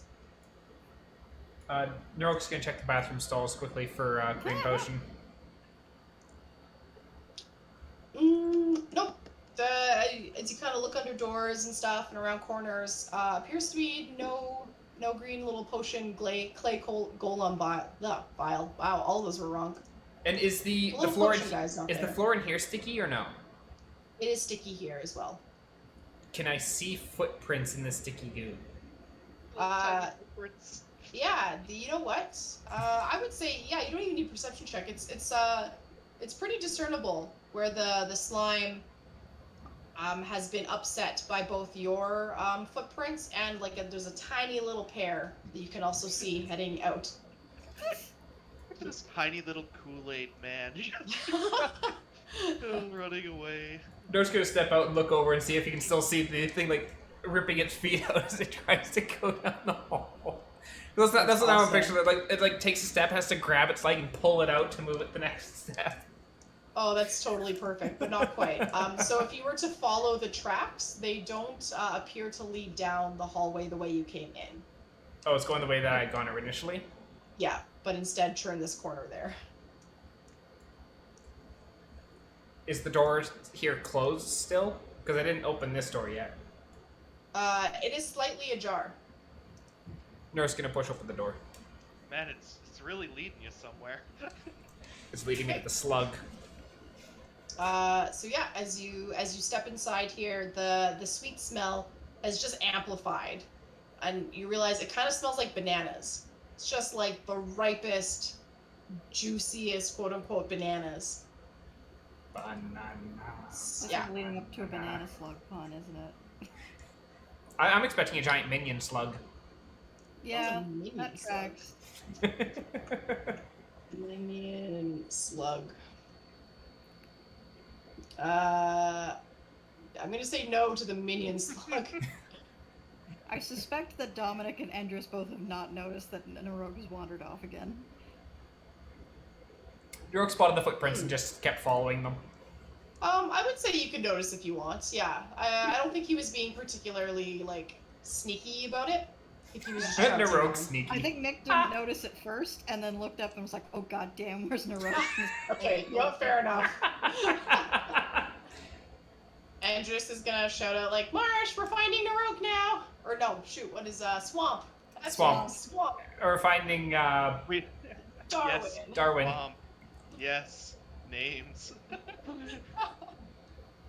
Yeah, I'll just follow the far back. Cool.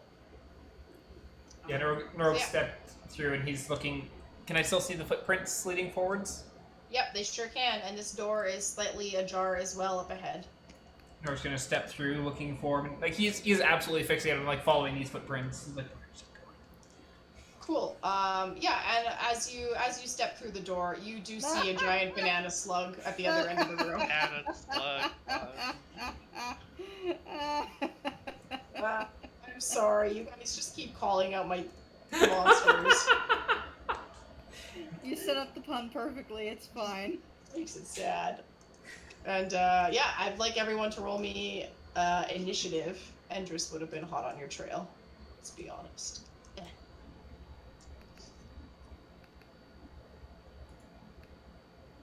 0. 0 What? for Rook. Oh god, that's perfect. Alright. Which so it we're also just very gonna- much tracks on account of the fact that I was looking for the marble. Fair enough. We are easily putting you at the top or bottom of the tower. We got a 5. Oh dear. 10. And alright. Those are some pretty low rolls. Just fixated on that 0 initiative. It's delightful. So Slugsworth is gonna rear his big yellow slug head, and its eyes are gonna kind of like wrap around each other in this really weird way. And then Naroke, fixated on you, it's gonna saunter its way over. It's not excessively fast, but you know, it boogies as much as a slug can. And that beautiful banana smell just hits you even harder in the face now. Oh And you god can damn, I'm see- hungry now. That yellow slug is littered with like brown spots, and kind of at the head where its eyes are is a little bit of green that kind of fades into the yellow. Really gives the banana feel to it. Do I see And the it's bottle going- stuck inside the slug? Or stuck on the Do you- slug? Like the The little green potion bottle. guy? Yeah. No, you do not see him. He does not appear to have been stuck or hindered in any way by the slug. Okay. And Slug Boy is going to it's going to lash at you with its disgusting slug tongue. And that's a nat 20. Oh god. Yes, right off the hop. Oh, so freaking excited. Do you have resistances to anything? Yeah. Cold. To cold. Ooh, that's not gonna help you here. Alright, so its tongue, it's gonna lash out, and I imagine you're still holding the torch for Yeah. fun's sake. Yeah. So you're gonna try and like boot it back with the torch, but you overextend and it wraps around your arm. And you're going to take 3 points of bludgeoning damage and 4 points of acid damage as you feel your kind of forearm there start to burn where the tongue is lashed around you. Okay, am I considered grappled right now? You are not considered grappled. Okay. No, it's all flavor. Okay. The reason I was like, we all saw what happened last time something tried to eat me. Yeah, it didn't go well. Trying to eat with giant creatures is not as fun as it may seem. Yeah, you need to Correct. eat Nick. They're the more flavorful one. Yeah, Oi. clearly. So, Endress's turn, being like totally freaked out by this giant slug, but also super. Actually, I guess she doesn't see it. She probably just sees is the gonna- tentacle, like, or the tongue wrapped around my arm. Yeah. So from behind the party, that's probably best what she can see. So she's gonna try and sneak her way up in here, and she's going to peek around the corner and cast Sacred Flame on the slug. Which is a spell I never get to use. It's so exciting. So it needs to succeed on a dexterity saving throw. Which it fails on. That's really too bad. It's going to take radiant damage. And then next in order will be Dominic. What would you like to do?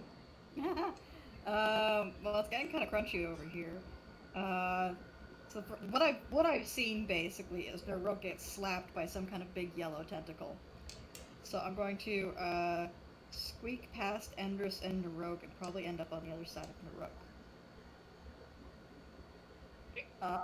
And then At this range, there's not really any point going with the crossbow, so I'm going to go in and go with the stabby instead. So I'm gonna hit with the cane sword, main hand attack. That hits. Oh, Naroke's not within 5 feet, is he? No. Or, Okay. yeah, no. It's not. Okay, so that's 8 piercing damage. Piercing damage. As your cane sword pierces, it just makes this awful squelch noise. Yeah. And then the sweet smell of bananas in the air kind of turns putrid, and it starts Ew. smelling very bad. Bananas. Oh Gross. god, there goes my appetite. Okay, I'm gonna go with the offhand attack. That's a 7. 7 does not hit. Alright, and that's all I got. Okay. It's Nick. All right, Marsh. Balls in your Good. court. Gonna just quickly measure things out. Okay. Yep. Gonna just try to squeeze past Andrews, just kind of get myself over here, and then yep, firebolt. Hey, I assume a 19 hits. Oh, that totally hits. 2 damage. I was Okay, thinking roll higher than a 2 sometimes. Sometimes. Isn't I hate to be rules lawyering not in our favor, but isn't a ranged attack made in melee at disadvantage? I thought spells were maybe different, but It's a ranged spell attack. Spells. Yeah, when you make a range attack with a spell, yes, it will be disadvantaged within 5 feet of a hostile creature. so that would be a 12. Which hits its AC. Hey, So, good to know for the future. yeah, thank you very much, Kit, for pointing that out. The 12 does hit. Damage, the 2 damage still goes through. And as the... Banana. This is awesome. So as you hit it with the fire, some I imagine it kind of poofs off of it. It didn't do a ton of damage, but some embers kind of like slowly fall to the floor, and where they hit the slime, they start to ignite. Oh god, it's flammable. Okay, I guess I'll stop using that. No, keep setting it on fire. Except it's setting the ground on fire. Okay, yeah, that's that is my concern. Is it setting the ground on fire or just the slime? It's setting the slime on fire. So like let's say like here one of the sparks kind of landed, and the slime is starting to go up in flame. Not like it was gasoline, not at an alarming rate, but it is catching and like slowly spreading. Yeah, I'll slow down on the fire. Just it seems to be effective, but maybe a little too effective. It's worth noting that the slime is on like some grass and moss, so it's mostly smoking and smoldering. It's not burning well because it's not dry. I'm like worried if I miss more more than anything. You hit the wall, like, everything just bursts into flames. Like, oh no. That's fair. And with that, if you're done, we move I'm to done. Naroke. Okay. Naroke, seeing the large slug creature, is going to reach into his box and grab the, or into his chest and try and grab the box of salt. And just kind of rip it open and swing it over. It's like the slug is under assault. Oh. Woo! Burst Oh. into Yeah. flames. How dare. Alright, so I hate that. I should have just said no to there being no slug.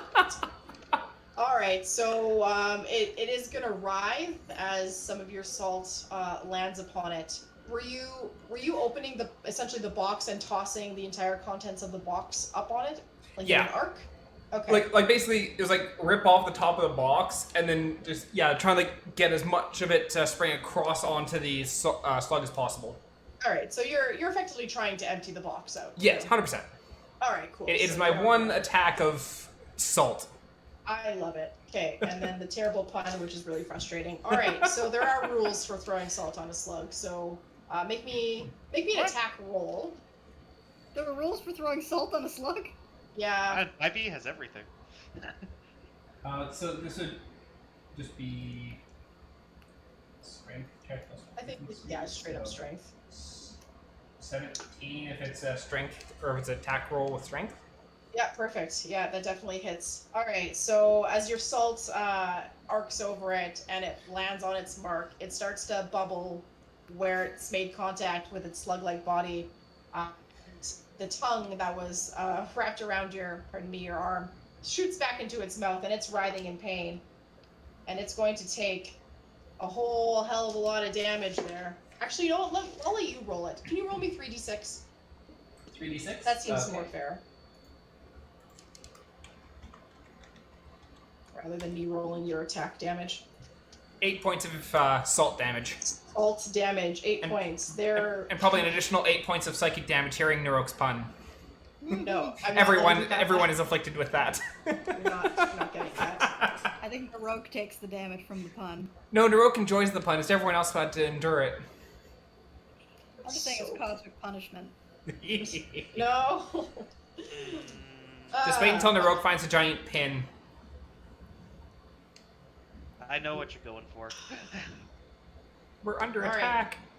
No, I hate it. I hate it. Your turn's over, right? You're done? Yeah? Yes. Yeah, But cool. my turn. All right. Oh, I also have moved up into melee range That's fair. because keep body block for our squishy mage in the back. I think that's a fine, noble thing for you to do, Sir Darwin. All right, so the slug, who is very, very upset because he just wanted to continue being an awesome banana slug and was only woken up to the sound of a very angry potion, is going to Don't you make us feel bad about this. is going to rear its kind of slug head back and do sort of like a slam slap attack. So I want all three of you to make me dexterity saving throws as it rears its head up and starts at Nick and makes its way across over to Marsh. 16. That's a 22. Ooh, 4. And a 4. Okay. So you can all duck or jump, whichever one you want to do, Naroke and Dominic. To Duck probably at my height. Okay. Naroke's probably just going to take a step back and then move forward back into his spot. Because Perfect. duck or jump, I don't think Naroke would dodge either. Okay, fair enough. Probably go horribly. But Marsh, unfortunately, as it careens its slug-like body back at you, you are going to take 9 points of bludgeoning damage and 1 point of acid damage from its fleshy body. You're also covered in some gross slime. But it smells good. You know what? Odds or evens? Evens. Yeah, so the part of its body that it hit you wasn't cut open by Dominic, so you smell like delightful bananas. Yay. Yeah. Which puts us on to Endris's turn. And she is going to kind of sneak up here, and Marsh, you feel like a nice warming sensation as she casts Cure Wounds on you. And you're going to heal for 7 points of damage. And I'm just going to see if the world explodes instead. Nope. Yeah, so she's going to heal you up. And then we move on to Dominic. Okay. I am going to see if I can mosey around so I'm not up against this wall, but while still staying within the slug's range. 1, 2, 3, 4. So I'm on the other side of it from Naroke, and then I'm going to hit it with the cane sword. That's a 12? It sure hits. Okay. I get to apply sneak attack to that, so that's 14 piercing. Ooh, okay. And then I'm gonna go in with the offhand. That's a 9. I'm guessing that doesn't hit. That won't hit, no.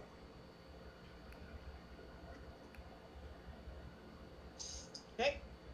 Yeah, so same thing as before, where your sword hits it on its gross slug-like body. You're just hit with another permeating wave of like disgusting putrid odor. Gross. Yeah, as you cut into its body. Anything else on your turn? That's all I got. Okay. Marsh. Ball's in your court. Yep. I'm gonna draw my scimitar and start using that. Dum-dum-dum-dum.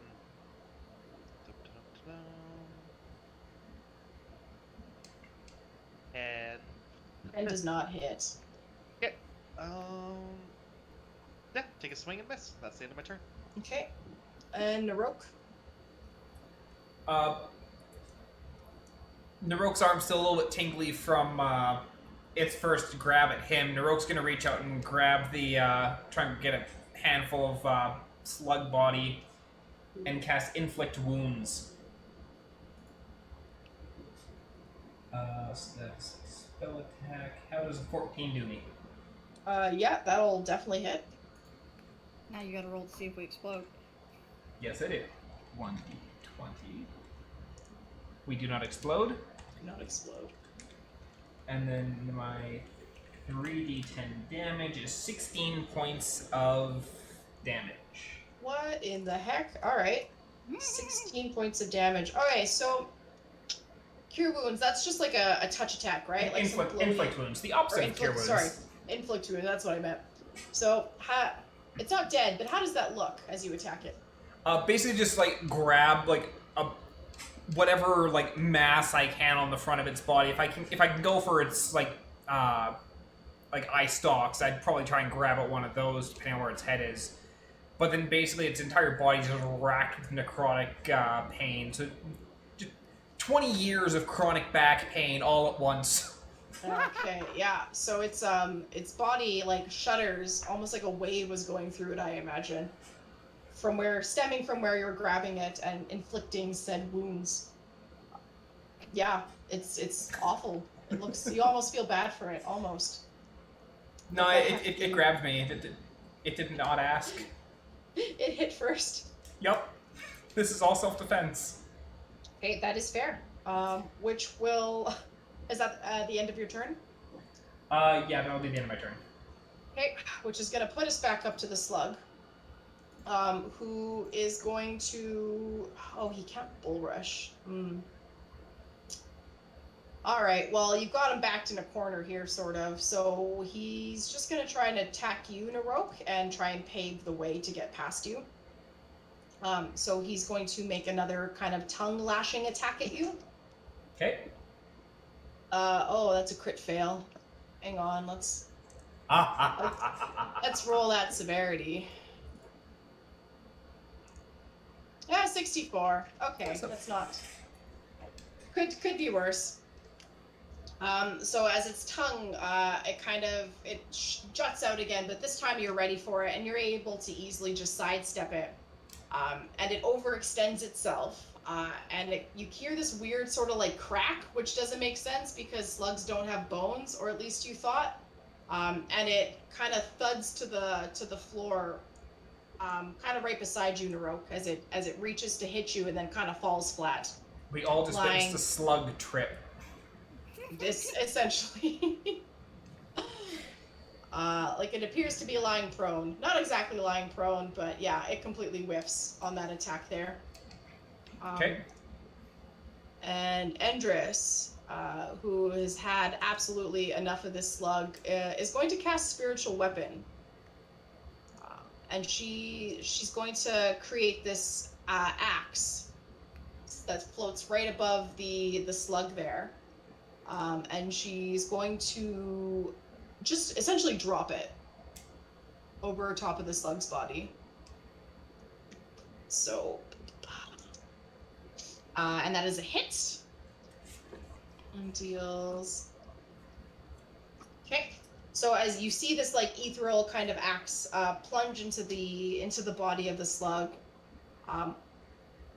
but it doesn't rip the skin in the way you think it would. Like there's no gross odor coming from it. It appears to hurt the slug, but as the axe falls into it, it almost vanishes.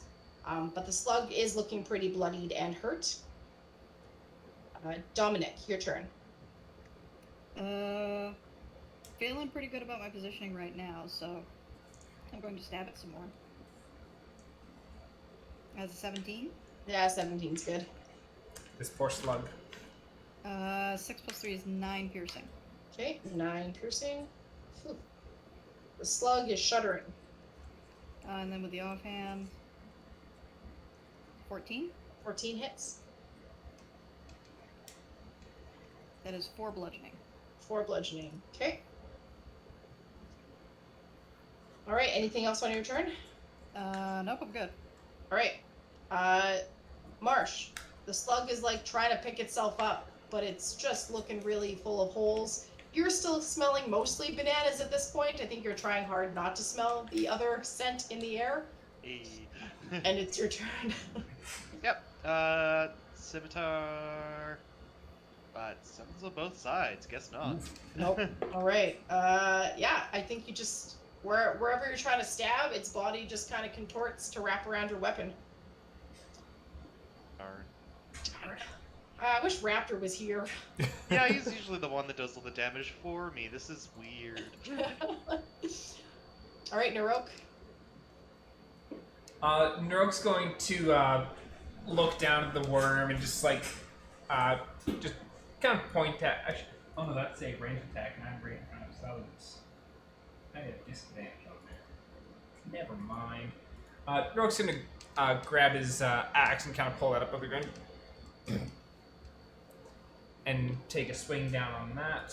That is my X. That is. Ooh, nat 1. Yeah, roll me that severity. Oof. Let's see. 1d20, not. Or 1d100, not 1d20. I was really excited about that. Oh, I doubled it up to 12! Oh, okay, that's great. Holy man. So this was an axe, correct? Yeah, this is my battle axe. Your battle Oh boy, axe. I'm glad I'm not standing there. So you were just trying to take a swing at it, right? Yeah, like basically I would have had the axe times, like pick up the axe and then try and bring it right back down on its head. Yeah, top down swing.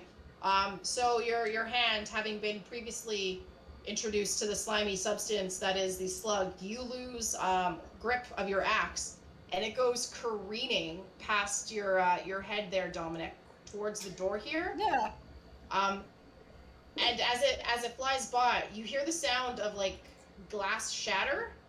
No! And as you all look, Did you kill him? there's the remains. As this green liquid kind of oozes out onto the floor. Quick, I'll try to save him. You clobbered the hell out of that poor little clay golem. We won't tell his friends. Losing the contents within. Anything else, Naroke? Any more damage you want to do? Yeah, Naroke is going to,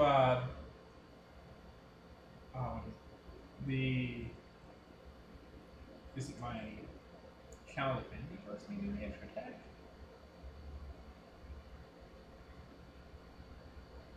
Oh, no, it's the War Priest. Yeah, Naroke is going to use the War Priest feature to make one more attack because he is angry, and he is going to kick this slug in the face. Let's see it. Or at least what he assumes to be its face. Yeah. That would just be a strength 5. I miss. 5. Yeah. No, you boot it, but it just bounces right back, like it didn't even feel it at all. Lost a little bit of traction with the slam on the floor. Yeah.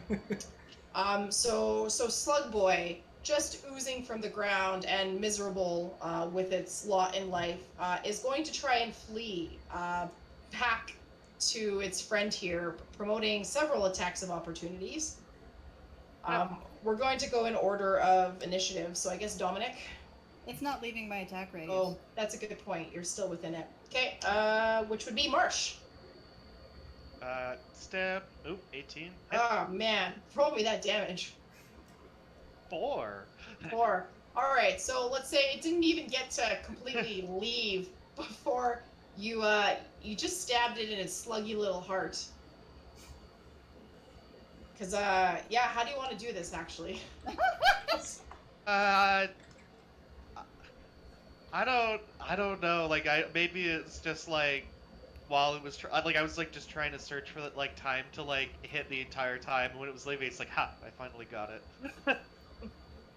Now's my time. So just one stab, yeah. Hey. Yeah, it makes it almost look like it was too easy. Just in and out, and it falls in on itself. It's pretty gross. That smells something awful. Congratulations, you defeated the angry slug. Naroke's gonna rush over and grab his axe and also check on the bottle. I'm going to, yeah. When Naroke tries to grab the bottle, I'm gonna try to cast mending on it. Yeah, Naroke will hold up the piece of the bottle and be like, Fix him. Like, it's probably not going to work, but I'm going to try. Can't I you? ask this every time. Is mending a cantrip? Yes. It Yes. is. Okay. Thank So, you. I'll just kind of mention the line. This spell can physically repair a magic item or construct, but the spell can't restore magic to the object. So if the axe hitting it does not like remove the magicalness of it, technically it might be able to fix it. We didn't That's up to DM. We didn't break it beyond repair, I imagine. Yeah. Yeah, you know what? At what point does constructs die? Yeah, so one of its legs, the clay leg, is completely severed, and there's a crack in the glass that's showing of its kind of like bulbous body that the limbs stem from, and the green liquid has oozed out of it, so it's now empty and void of any of that, and its eyes are closed. And I'd say one of its arms is kind of chipped, but it's still mostly intact, so I would say that your mending spell can salvage it. Huzzah, but we have the full certainly- set. Just It doesn't Sans potion. restore. Yeah, exactly. And it does not seem to be wide awake and vibrant. It's like resting. well, neither is the one that Dominic kicked against me. So Yeah.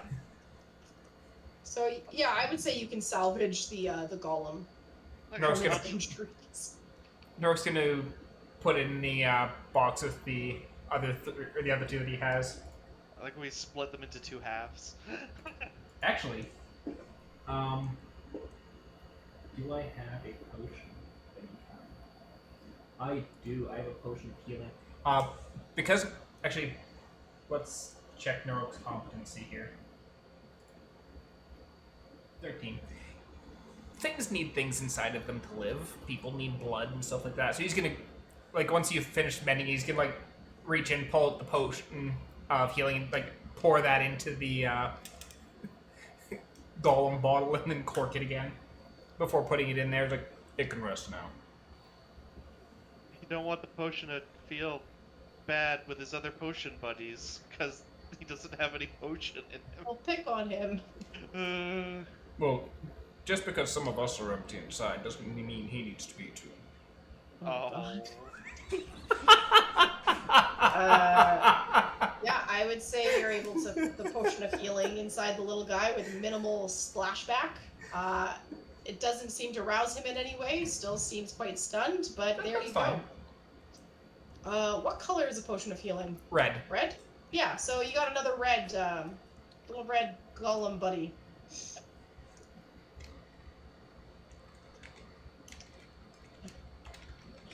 Well, while we're here, I start exploring the room again. All right. This area of the that's the wrong. Just made a little mark. This area of the room that you're in seems a little more worse for wear than the rest of the lab. A little bit more damp. Things are a little bit more destroyed, as it were. The area is not as clean. It's kind of way super covered in slime compared to the rest of the of the lab, whereas before it was just the floor. The slime seems to be all over everything in this area. Yeah. So yeah, not much is discernible or salvageable, as it were, in this room here. Well, there's one last room to check. Yeah, Naroke's gonna push through the door. Cool. This room is just as overrun as, say, the Great Hall, but you do see a bird cage in this corner here. I give it a glare. Naroke's gonna go over to the bird cage and is like, "Do you talk?" Yeah, so there's a little gold golem bird in it, and it's gonna pipe up and say, "I do speak." And the first thing you're gonna notice about this golem is its head is kind of caved in, and its eyes are all like wonky, so it looks like something had grabbed it by its like head and squished it. What happened to your head? I don't remember. Do you not remember because the damage it did? Or do you only have so much memory in general? Must be the damage. I have memories of everything before then. And the brain damage. And the brain damage. And the brain damage. I suppose the other bird already asked you, but I'll just kind of ask one more time. Do you want to come with us? Who is us? We got Swamp, Darwin, that one. Yeah, we never. I don't think we ever gave. We never gave Nick a code nickname. Yeah. Nope. This fellow over here. And even then, Marsh gave himself the nickname Swamp. I was the only one who was like forcefully shoved into a nickname. It's true. And that was because they automatically assumed I was Darwin. Yeah. Tall, wide. Tall, wide, and heavy armor. Must be Darwin. And Andrus. I think I'm supposed to stay in the castle. But the castle's broken. Castle's broken. How did that happen? Something dropped a No. bomb on it. Don't you remember? Someone, yeah, they were saying you were gonna join us in the adventure. I guess you don't remember it. No, don't do that. That's just mean. You're right, I don't. Stop trying to kidnap a bird. What a mechanical bird. Make your own. I guess I could try to do that. I just, well, look at the bird, see if I can, like, learn of its design a little bit. I was hoping to get some notes around here or something. for Do you these want to come birds. with us? I don't think I can leave the cage. We could probably get you out. You can try. And then I don't have to be in the cage anymore. Exactly. And then you could come with us if you wanted. Because I don't think you can fly. Can you fly? The other one couldn't fly. He's gonna, like, take a step off his perch and fall to the floor. Or, like, the floor of his Adorable. cage. Uh-oh. Yeah. Guys, this one's a bit fucked up. We can fix it! Nick, you say that as if we aren't. Naroke is going to...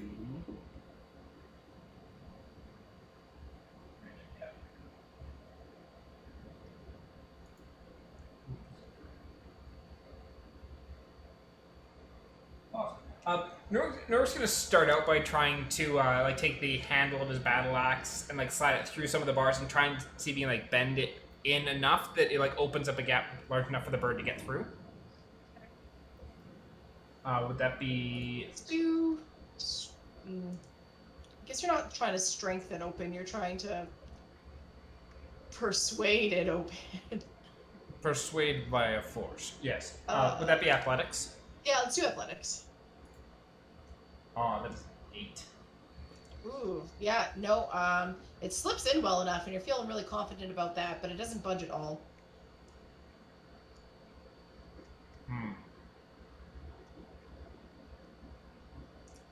What about Andrus? that crowbar, Marsh? I bring out the crowbar. Actually, Marsh, if you use the crowbar and go one direction. I use the hammer or the handle and go the other direction. We'd Yeah, be able to apply more force. just teamwork this. So do you want to roll the athletics with advantage, or should I? feel like I should give you advantage. Yeah, If you who's could assisting? Yeah, Okay, I'll so- assist you. Perfect. So athletics with advantage. 23. Yeah. All right. So with the double whammy of you two working together, it's not like you've broken it well. Like it still resists you and tries to hold tight this cage together. But you've made a sizable like dent, or not a dent, but like Gap. pried it open enough that a small bird golem could fit through. Thro's gonna like reach in, or try and reach in, like pull out the bird.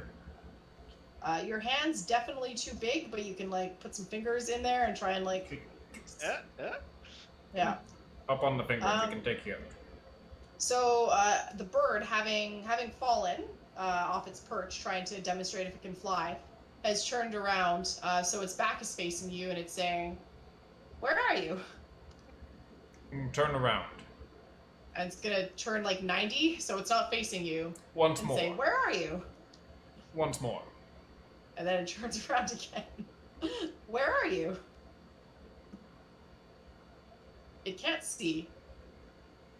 Its eyes were destroyed as part of its head was crushed in. Naroke is going to turn the handle of his axe so that it like bumps the side of the birds. Like, Climb onto this. All right. The bird does manage to do that well enough and sinks its little talons into the handle. pull the bird up and out. Okay. You have removed a bird golem from its cage. Blind bird golem. And Naroke's just gonna like hold the handle out towards Marsh. It's like, Do try and fix it. Yeah, during our downtime, I'll see what I could do about its eyes, and then work my way from there. Thank you. And then maybe, enough time, I could make him a friend. Yes. The party now has the bird golem. What is your name? We don't have names. Well, that seems a shame. We should give it a name. and just kind of like turn to the group. And I'm assuming that by this point, Marsh and I are probably walking out of this back room. Yeah, I imagine. Marsh kind of mentions, I'll let you know, I named my raptor Raptors, so I don't... Yeah, I think we're gonna go with something a little better than that. Just kind of like look over to Endris and Nick. It's like, So we have another companion. But it needs a name. Don't worry, it's not a How slug. about... Yeah, no. How about Zippy? Zippy, okay. Zippy done. Zippy. Zippy.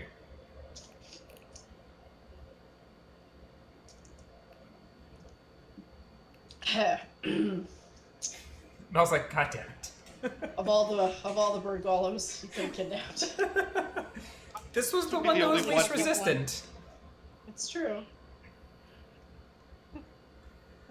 All the other bird golems knew it was a bad idea. Yeah. This one he's knew forgotten it his was a bad prime- idea, but it forgot. Yeah. It doesn't remember its prime directive. I just realized, I don't say this in character, we have amnesia. This bird has amnesia. It's like our mascot. All hail Team Zippy. With Zippy in tow and a slug body oozing onto the floor, are you done with the lab? Are you going to continue in the lab? I think we're done in the lab. Yeah. Yeah, I think we're done in the lab. All right. Yeah. Like, if there's... It seemed to be we thoroughly explored everything. Like, if Marsh would think there would be something he'd missed, he'd maybe double check on the way out, but I think we got everything. Perfect. Yeah. No. I think Marsh was pretty thorough in his excitement of the lab there. All right. So following back through the hallway, from which you came, which was super long and winding, but there was only one way to go. You're able to get back towards the Great Hall where you left Raptor, who has made a sizable chunk into the vines and tree branches blocking the door. And you can all see this, that a little bit beyond Raptor, down like the opposite end of the hall, more of those tiny little rooters have kind of joined in the first one and are watching him. Okay. Probably about 7 little rooters. Okay. How close? Like, we're basically in the Great Hall right now, correct? You're past the Great Hall towards the doors. So Okay. Naroke's gonna walk back towards the Great Hall, and see if Tyvek is still lingering. give me a perception check. And like, I'm not like trying to stealth by any means. So, 10. I'd probably be calling out as I'm walking in there. Yeah, you're not seeing any little bit of Tyvek. Like he's neither him nor his rooter companions that you had seen were kind of there. You're looking at the shrubs where you knew them to be standing before. Here, let me put it onto that page. Boop.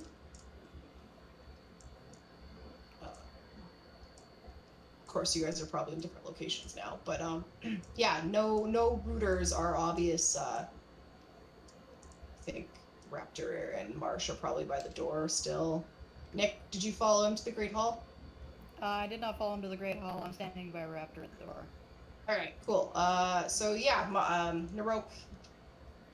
The rooters do not appear to be present.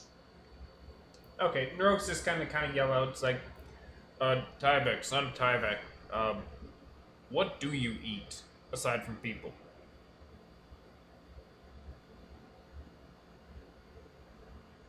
As you kind of wait for a response, you hear nothing. No one responds to you. Okay. He's gonna assume they've sauntered off elsewhere, and he's gonna kind of walk back to the front gate and kind of look to the smaller rooters that are there, and just kind of like, what do you eat aside from people? They kind of look at each other and like slink back as you talk to them. So they kind of move back from you and look at each other, sort of confused. And they don't answer either. But now they're kind of moving a little closer. There is a slug in the basement. It's big. It could probably feed a bunch of you. If you eat it. They're gonna stop their encroaching on your territory, as it were. And then one is going to kind of disappear into the moss on the floor, and you just see this lump scurry past you down the hallway whence you came. Yeah. Okay, I made one of them happy. here's to hoping slug's not poisonous to them. And if it is, hopefully we're long gone before they find out. Oh my god, you just murdered a whole family. No, who knows? Yeah, so with all of you at the door, assisting Raptor now, I'd say it's another just couple minutes of trying to like push on the door while the roots and stuff are being dislodged. And you're out. The great city walls open, and you've opened the doors to Adelaidea's castle. Into her city. Sad we didn't get any No tapestries. but well, I don't think any tapestries gonna They survive. probably rotted away long ago. Well, we got some potion friends, some instruments. I don't think it would say it was it's too bad of a haul. Car alarm going off outside. Oh, I do hear that. Barely. It's gotta be more annoying for you. Yeah, I can't promise every castle's gonna be in tip-top shape. That's fine. They had bombs dropped on them. I'd be surprised if they were. Just hope there's like more bombs that like, or maybe like the necromancy bomb where it just kind of clears everything out but leaves everything intact. That sounds really bad when I put it that way. Kills all the inhabitants Oh. but leaves all the property behind. Yeah, that's called a neutron bomb, and it's considered a war crime. War crime. I'm pretty sure that just obliterating an entire capital is also usually heavily frowned upon. Generally, yes. Yeah, I everything that happened hundreds of years ago is generally frowned upon. But as the heir of a city that's flourishing with life and death greets your eyes, that's where we're going to end the session with you guys also leveling up. By the way. Yeah, sorry this one was a little bit shorter, but I'm dying of heat exhaustion. It is all good. Yeah, sweaty. This seemed like a good place to end it. The castle with a weird assortment of creatures. The Umathians. Yeah. And thank you to my players for joining along with this. This was a fun little sidetrack to the main story. And thank you to anyone watching. I hope you enjoyed yourselves. We will be back next Sunday with Giggle Session at 6 our time, 5 p.m. PST. Nailed it. And then we'll be back another Sunday after that. So yeah, until then, everyone have a great rest of your day. Have a And great we'll see day. you later. Bye. Bye. I forget, do we